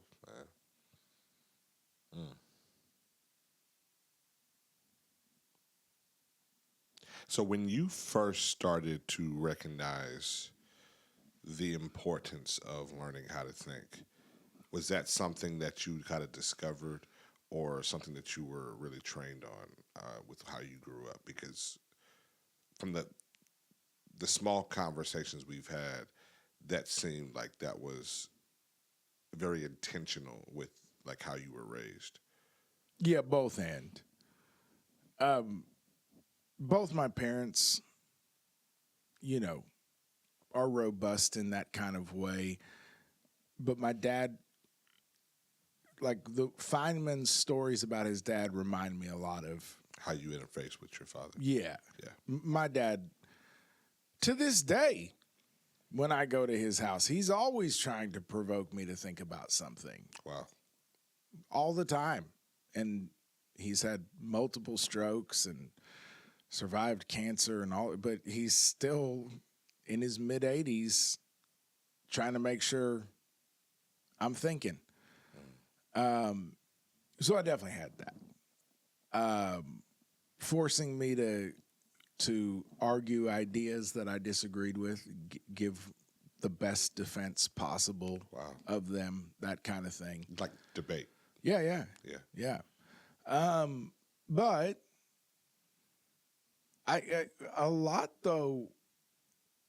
a lot of it has developed more in my late 30s and now early 40s. As I guess, that's kind of how life is, isn't it? Like you go through all these processes and then it starts kind of filtering out into like life experience. And as that process started to happen, a level of wisdom started to develop that hadn't been there before. The big thing that happened to me was I started questioning my reactions to things. Ooh. I just started interrogating why people's ideas pissed me off so much. Yes. Like, what is that? Because that feels like a me issue. I don't know this person. I think social media in a lot of ways drove me to it. Because I just realized, like, dude, I am losing sleep. Yeah. I'm hyperventilating over people I will never meet. Why am I so, like, if I am so sure of my point of view, why am I so bothered by theirs? Was a lot of where I started realizing that's not the product of careful thought. That's not how critical thinking looks in motion. No, it's not. And I also think that in what we have as our profession, as preachers of the gospel, as pastors, it's our job to help not only present information, present the gospel, but I think that we do the Lord's people a significant disservice if we are satisfied with just giving information and for people take our word for it. Yeah. Don't question anything. You don't need to read it for yourself because that's what the Catholic Church, that's been their biblical model. Yep. A lot of times, that's why a lot of it was in Latin. Yep. You don't need to read that. We'll read it for you, and then we'll tell you what it says. Yep. But when the printing press made the Bible readily available for anybody who was able to read, a lot of different things started forming. People got to think for themselves. And I think that if you are in love with the truth and you know that the truth is something that you are pursuing after and providing, so it's not just pursuing, you're providing it too. Right. You shouldn't be afraid or duck a level of questions. That shows an indictment on you. Yes. Like you either don't know the information well enough to be able to defend it, or you just have a dictator mindset, which is dangerous all by itself. And people, they run their families like that. They run their businesses like that. They run their churches like that. And it's so dangerous. Jesus invited any and all questions. And even entertained them to a certain extent. Yeah. The Pharisees, think about it. You have the God of heaven and earth who knows and hears and understands all things. And he's encountering a conversation with the religious leader, and he knows their heart, and he knows their intention behind their line of questioning. And he suffers it to be so in that moment. Thinking that, they're thinking they're going to trap him. And he knows he's not going to get caught up. But it's like, let's engage the argument, and I'll dismantle it. And on the very few occasions where he just didn't answer him, that said everything. Yeah.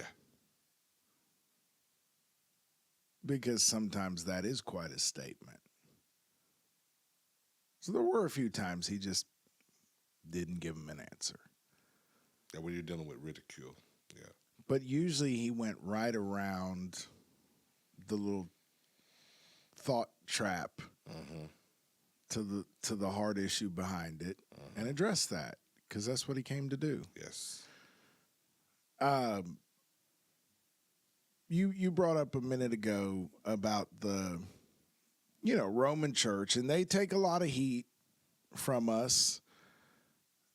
One thing that I think we should clarify is, to a large degree, I think we see ourselves in our capacity as representatives of organized religion. We see ourselves as a branch of that tree. We understand that. Like, when we're criticizing Rome, that's not us saying we're better than the Catholics. That's us trying to do a post-mortem on how we got here. Because what we're really pointing at is the system that has Behind it, yeah. birthed all of that. Yes, sir. But you said a minute ago, it started as, we'll read the Bible and the Mass in Latin, and you guys just come participate in the what's the word I'm looking for? Sacraments. Yep. And we'll do the rest, right? We'll do the rest. Yeah. And then, of course, the cat got out of the box. So that's great, because what it made me think is this. They told them, we'll tell you what to think about. Right? That was the original statement was, we'll tell you what to think about. When they couldn't enforce that any longer, it became, well, we can't tell you what to think about, but we will tell you what to think about it.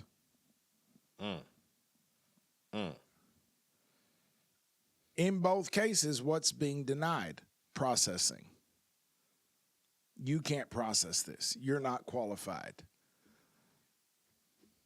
Ooh, that's good. So Feynman, in his stories and his writings, here's a boil down of his critique. Number one, exams over understanding. The systems of our education system were rewarding passing tests and repeating definitions, not being able to think with the ideas. 2, authority over investigation. Students are taught to trust the textbook and teacher, not to check, question, or derive for themselves.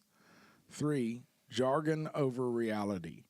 Fancy terms and formulas substitute for concrete examples, experiments, and intuitive grasp. 4, status over honesty. Teachers and students alike pretend to understand. Genuine questions are treated as weakness. All of this produces graduates who know the names of things but cannot explain, predict, or create with what they've supposedly learned. This is a complaint I've heard from a lot of people on the autism spectrum. Wow. People get very offended when I ask for clarity. I've heard that. I'm not trying to speak for, a community. No, you're right, though. People do get offended by their genuine. Like, they do not understand how you got to where you got to. That's the issue. Like the bridge that we naturally walk across, and we're like, everybody should make that connection. They're like, how do you find humor in that? And why is everybody laughing? Right. And so often, they want to laugh. They want. Yeah, they're like, I have emotions too, but my connections. You're not triggering mine. Yes, right. And so their critique, I think, very often makes us extremely uncomfortable, because the thing that I've heard that really resonated for me, it felt to me like a core complaint is not so much, why won't you explain the thing I'm asking about? I mean, that seems like it's frustrating, and I can see that. But a core complaint that I'm hearing, at least, seems to be like, why are you mad at me because I asked for, like, why? What did I do? We treat our children like that too. Right. Yeah. And so one of the things that I think is kind of profound about that is what you're really talking to is someone who is unable to accept a conclusion if they haven't been able to process to it. Like, they need to understand how we got there. They're not going to be able to just accept that this is how, because I said so does not work for them. No, it does not. You're right. And so, and that's not rebellion. It's like,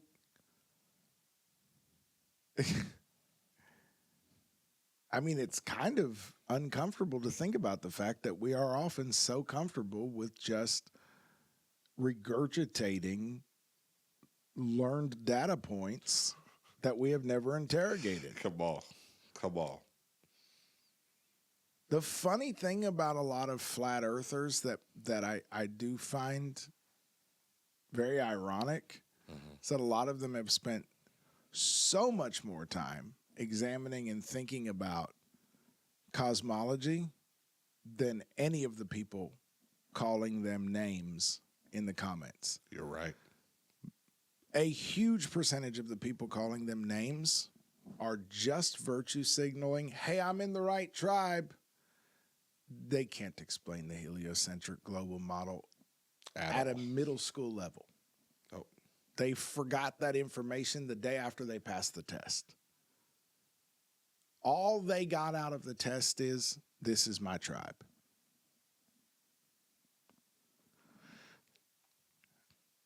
Same reason people are so uptight about being Baptist or apostolic or whatever they are. It's not because they know the doctrine like the back of their hands and they're so sold. They just can spit the answers out and they don't know the answers to that one, so that's the wrong team.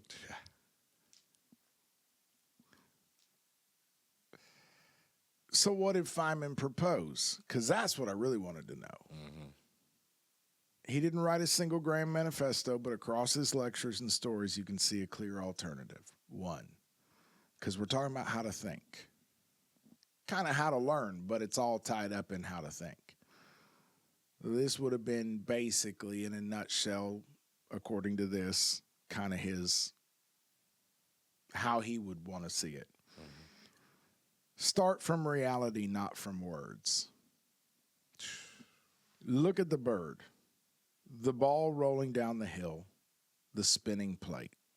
Because that was another one, that thing about energy did it. Yeah. He said, show someone a spinning plate. When they ask you how it spins, tell them energy does it. What have you told them? You've told them absolutely nothing. You have said words. They have no concept of what that means or how it's working. Look at the bird, the ball rolling down the hill, the spinning plate. Ask what happens and why before layering the official vocabulary on top. In his own teaching, he often began with simple, vivid physical situations and only later introduced formal equations. Number 2, it kind of reminds me of, I know that E equals MC squared, but it's been 25 years since I could even give you like the slightest cogent explanation of what that means. Like, I know E equals MC squared, but it means almost nothing to me at this point, except when I look it up because I remember that it meant something. Number 2, learn by doing, asking, testing. You learn something by, like, it just makes me think of whatever you do, whether in word or deed, do all in the name of the Lord Jesus Christ. Ask, and you shall receive. Seek, and you shall find. Knock, and the door will be open to you. Test everything. Like, all of these are biblical words. So learn by doing, asking, testing. You learn something by doing it yourself, by asking questions, by thinking, and by experimenting. That's one of his quotes. That means experiments in the lab, but also experiments in the mind. Trying things, explaining them in your own words, checking what follows. 3, demand real explanation. Don't be satisfied with magic phrases like because of energy unless you can explain how that fits the situation and what would happen if you changed something. What would happen if you changed something? For Feynman, a good test is, can you explain this to a child or to a beginner clearly and simply? If not, you probably don't really understand it. 4, and a lot of us know that because we be asking AI, teach me like I'm a 5th grader. Teach the habit of I don't know. Teach that. And this is, I will say, this is somewhere where I can say, I've done all right, I think. I've just learned to be really comfortable with my kids, with the flock. I don't know is a perfectly valid answer. No matter if you are the perceived professional. Yeah. Teach the habit of I don't know. He thought intellectual honesty, admitting confusion, uncertainty, and error was essential. In the Brazilian example, he saw the opposite. Everyone pretending to know and punishing questions. His solution was to model curiosity and uncertainty openly. It's okay not to know. The question is, what do you do next? 5, the Feynman technique, understanding by explaining, which I love.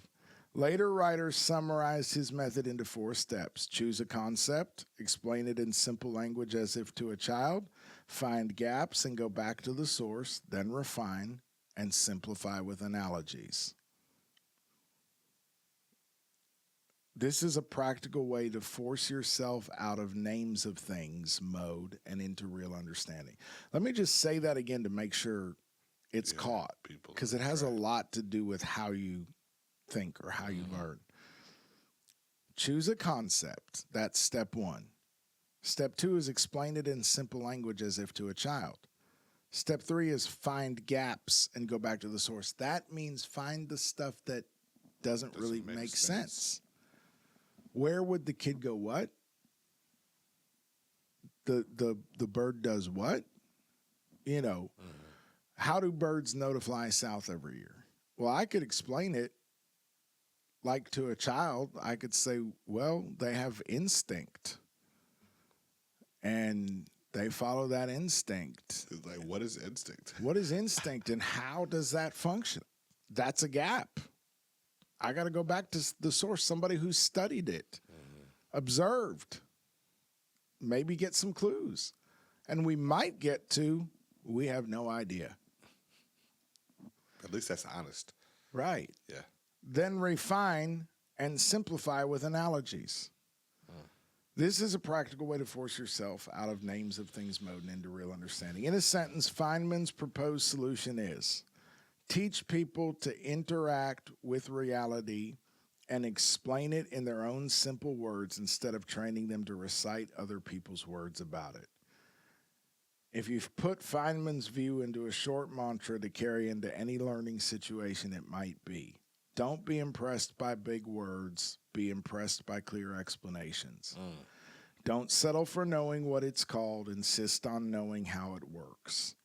Don't just answer questions, learn how to question the answers.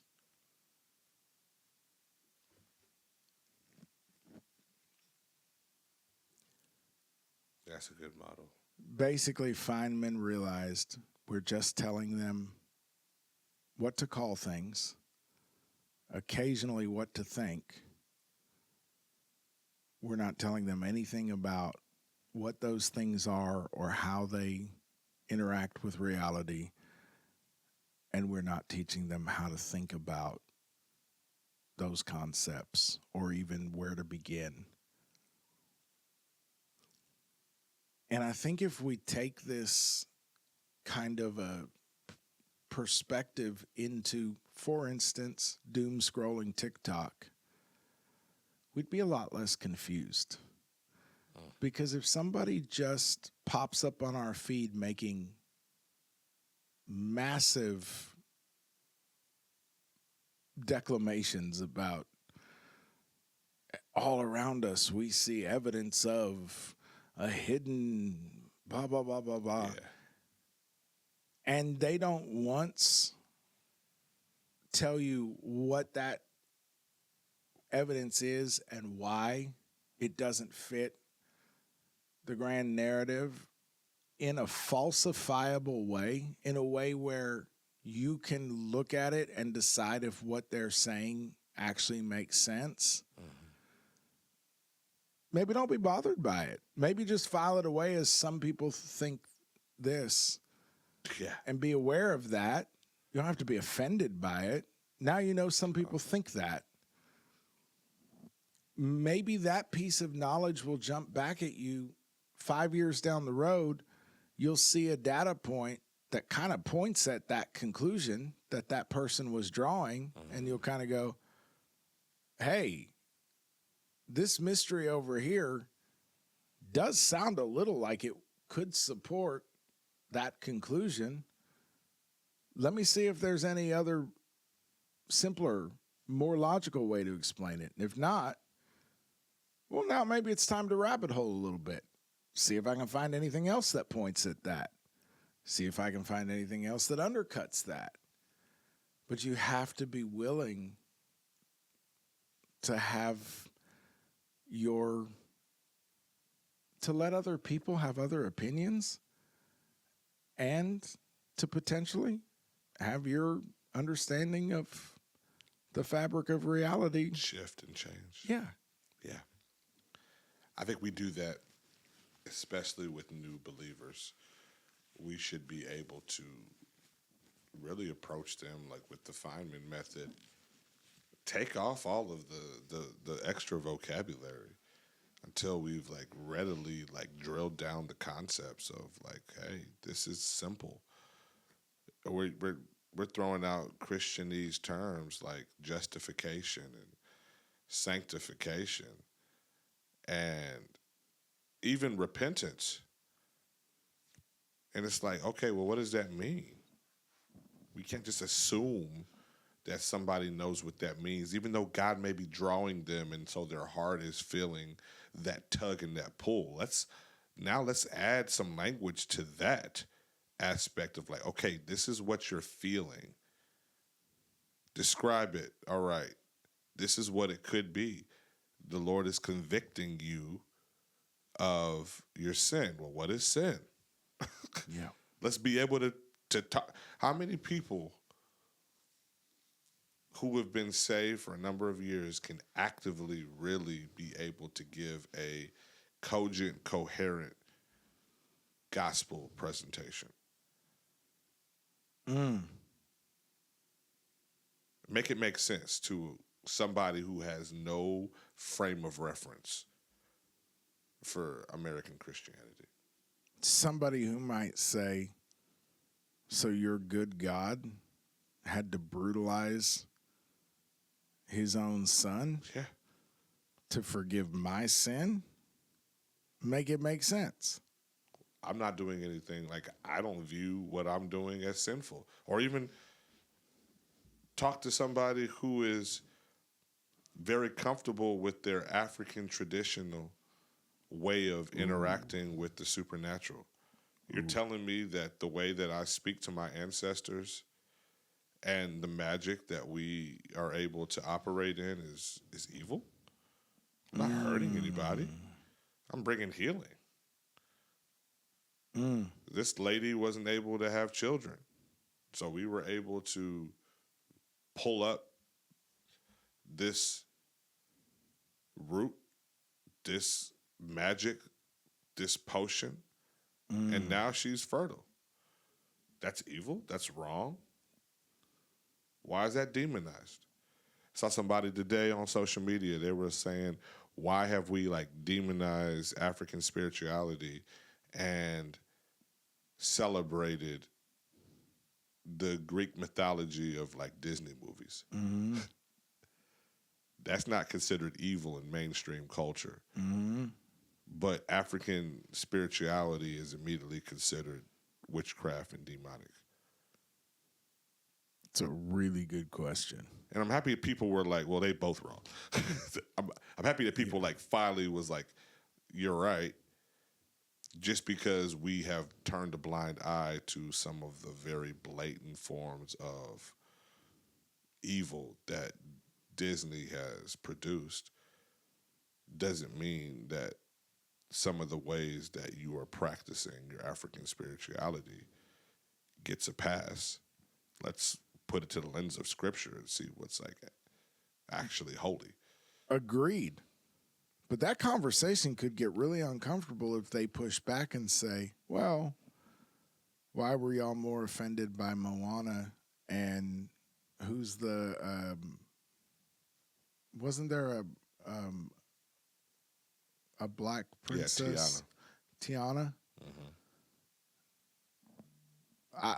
This may have been my perception, but it was my perception as someone who has long been very uncomfortable with Disney because I was raised with an awareness of the reality of the spirit world being described in the mythos behind it. They had you reading Pigs in the Parlor, huh? Right.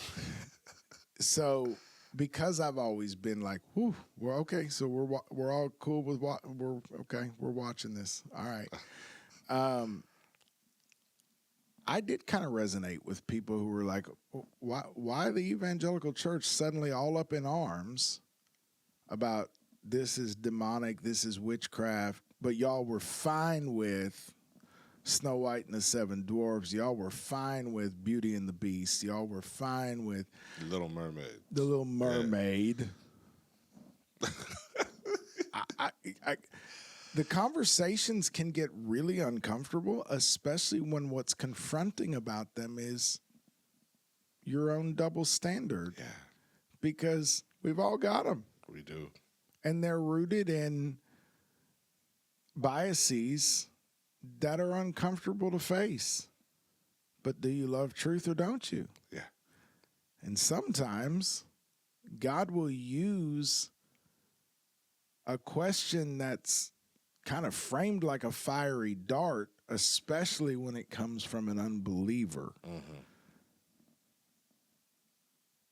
to what could be more compelling to an unbeliever than to have a Christian say, yikes, I think I need to think about that. I'm not sure why those movies offended me more than the other ones did. Feels a little like I might have some conditioning in play that I wasn't really aware of. Let me holler at you. Come on, that level of like authenticity and realness is refreshing. We could win a generation for Jesus. Yeah. If we were willing to say, well, that's uncomfortable. Thanks for raising that. I don't really have an answer for you today, but you got me thinking. I know one thing. I wouldn't blame this on Jesus. This sounds more like an us thing. You know what I mean? Like, that's what this generation needs from us, is our ability to do that. 100%. And live in the discomfort. And so learning how to think is kind of a much deeper topic than it sounds like it is. Because we're really saying, like, how do we represent the love of the truth in a world that values identity and self-actualization far above ultimate truth and allegiance to the Most High? How do we do that? How do we wrestle with these issues in a way that models that what we claim we are? Right. We have to be able to confront challenging ideas and new information and all of that in a different way than, and I think maybe if you were taught information even within the Lord's church. Jesus died for your sins. You know, he paid the price. We're all sinners. You need to say, you can recite the speech pretty well. But some of the defensiveness, first of all, the fear of evangelizing because you don't want to hear questions you're not sure how you'll answer. Come on. And second of all, the fear of evangelizing because you are going to push people's buttons and they're going to fire back, you know.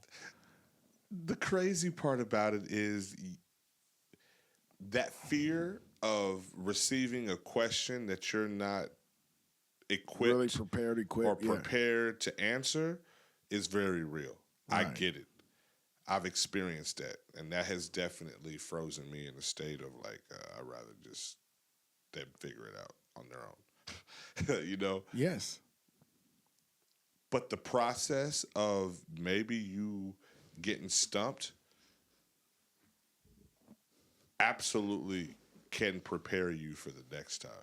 That in a better way than you only receiving great positive feedback. Like the growth that I've had, the quantum leaps that I've been able to take spiritually has been at the mercy of interfacing and encountering opposite view positions that required me to sharpen my argument, sharpen my faith. The times that I've spent hearing viewpoints that were just diametrically opposed to what I believe. And I'm like, I don't know how to counter that. They made such a good point. I don't know how to counter that. So now I'm searching out the scriptures and searching out other minds that are smarter than mine to help me better equip myself to be able to counter that. If I just stopped, it was just gave up or just been like, oh, they're just dumb. That's such a lazy way to go about having dialogue. Yeah. So, like, the fact that you've met or crashed up against opposition, that process was so necessary. It sharpens you. It does. And what if you're not supposed to come across as the answer man? We're not out there trying to convince people. We shouldn't be out there trying to convince people that we have all the answers. What we're trying to convince them of is that Jesus is the answer. We know the answer on a personal level, but we don't know all the answers. One of the most brutal things I ever saw play out online was when the Bible answer man converted to Orthodoxy, to I think the Greek Orthodox Church or Eastern Orthodox, whatever, one of the Orthodox traditions. Do you remember the Bible answer man? Kind of coming out of the Ask Jeeves era into the height of the Google era, a lot of times when you would research topics before AI summaries and all that, one of the top answers that would come up if you were looking for, kind of like Got Questions comes up now.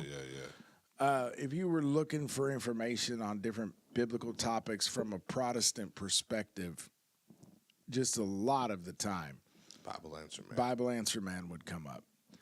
And then he went through some major crisis, personal metamorphosis, and wound up in the Orthodox Church. And it was brutal how it played out online. And I'm not even saying he was wrong for presenting himself as the answer man or any of that. But what I am saying is because that is how he billed himself and marketed himself, it left a whole lot, like millions of people feeling like, I've been staking my life on your answers. And you just switched teams. And it shook people. Like, people were so angry at him, which I kind of found somewhat disturbing, because within Christianity, if we're concerned about a direction a brother or sister in Christ is going, shouldn't we be having that conversation? Should. Like, hey, what's going on? How did we get here? First of all, wouldn't it be kind of interesting to know how the Protestant Answers guy wound up doing that? I'm curious. But I think part of it is when we have memorized the answers, but we have not interrogated them. We have not questioned the answers. We've just memorized them. It's very threatening at an existential level to think that somebody might possess an objection that could shake your... You know what I mean? Yes, I do. I do. Which is fear-based, judgment-based, ego-based. And so there comes a point where you have to decide if you believe God, if you trust Jesus, if you know him whom you have believed. If you do, there's no question, no objection, nothing that can be raised that's going to point you away from him. The only thing that can happen is you might find out that there was a fault in your understanding. That's the worst that could happen, is that you would realize, oh, I wasn't on super firm ground here about how I was viewing the answer. The answer is not going to change because the answer is Jesus. Straight like that. But my idea of Jesus might get an adjustment. So all of this typically, I think, like you said a few minutes ago, you know, maybe you need to go learn more to learn how to, I think you said, not defend, but you said, did you say defend this idea? Basically. Oh, yeah. And I agree. But also, if it's not the very issue of the Lord Jesus, who he is, God Almighty, the Most High, who he is, if that's, because that's like a decision we made a long time ago. We know where we stand on that issue. Yeah. But, and you have to stand somewhere. Definitely. That's where we've chosen to stand. But apart from that, it's like,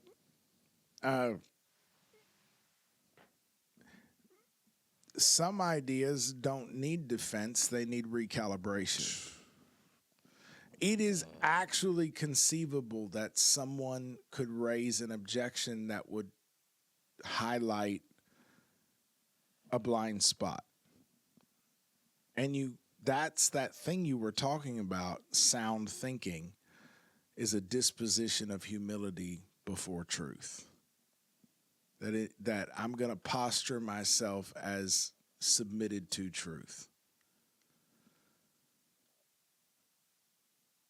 I think there's a lot of directions we could go, but I don't know about you, I kind of feel like this is a good primer. Like, I want to talk about logical fallacies and critical thinking, and I think that it might be worth coming back and doing more of that. And we could do a second half, but I kind of feel like we've given people a lot to think about the importance of being able to think. Right. Why it's important to think and why the process can't be skipped. It can't be fast forwarded. Right. Not for you to truly get to the end goal or the end conclusion. Because if you reach that mountain peak without having the process we could probably end with this. But one of my favorite examples is the monarch butterfly. Come on, somebody. And we can watch that caterpillar inch its way and then begin the process of spinning the cocoon and the chrysalis form. And we on the outside are amazed at the process, right? And we're not seeing what's happening in the inside of that chrysalis, how literally the caterpillar's body is like breaking all the way down and turning into goop. And what's going to now be produced is a entirely new creature, literally. Yeah. And then we see it happen, and we see, okay, once the cocoon has fully formed and they've gone through the process, they begin to fight their way and tear their way out of the cocoon. And so in our heart of mercy, we may reach over there and like, oh, let me open up the cocoon. Why are you struggling, little butterfly? Let me get you out of there. Yep. And in doing so, we've eliminated all of their ability to truly have the strength to survive. And that butterfly will flop out of that cocoon because the struggle is what made it strong enough to survive and be able to produce. We have to be able to trust the process and have to be able to think while we're doing it. And that's good. And I think this gives context, bro, for understanding a generation that is truly being driven about by every wind of doctrine. Truly. Buying into so many conspiracy theories at once that they just kind of lose all sense of grounding in any reality. And I can relate because I myself find it easy to get there. Once you start questioning the narratives at a certain level, it gets challenging to have any firm ground underfoot, which is why truth matters so much, and knowing that truth is a person and that person is the Most High in human flesh. Why all that matters so much. But I think this really gives context for understanding their struggle, because we taught them that the way that you learn things is by hearing them and memorizing them. Yeah. We never told them that you have to interrogate these ideas. We never told them what data is. We never told them how to verify a source. We never taught these kids what a verified source really looks like. What is it? Especially because one thing this generation has figured out is that a nice logo that has the name of a major news network or something like that on it means precisely nothing.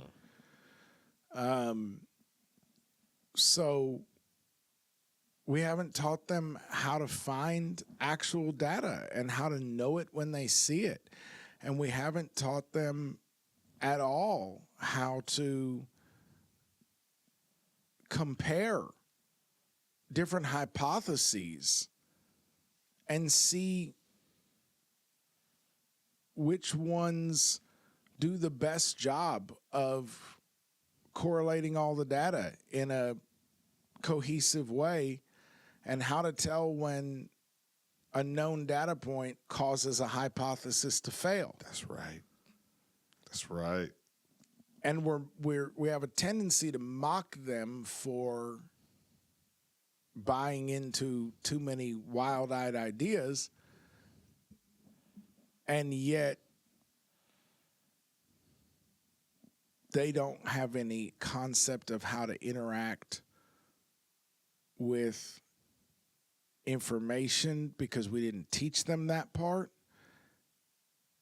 but they are sick and tired of being lied to, and they have going for them that they really would like to know the truth, which makes them, somebody hear me right now, our target market. Yes. Our target demographic. Yes. Never has a generation been more desperate to know what the HE double hockey sticks is happening.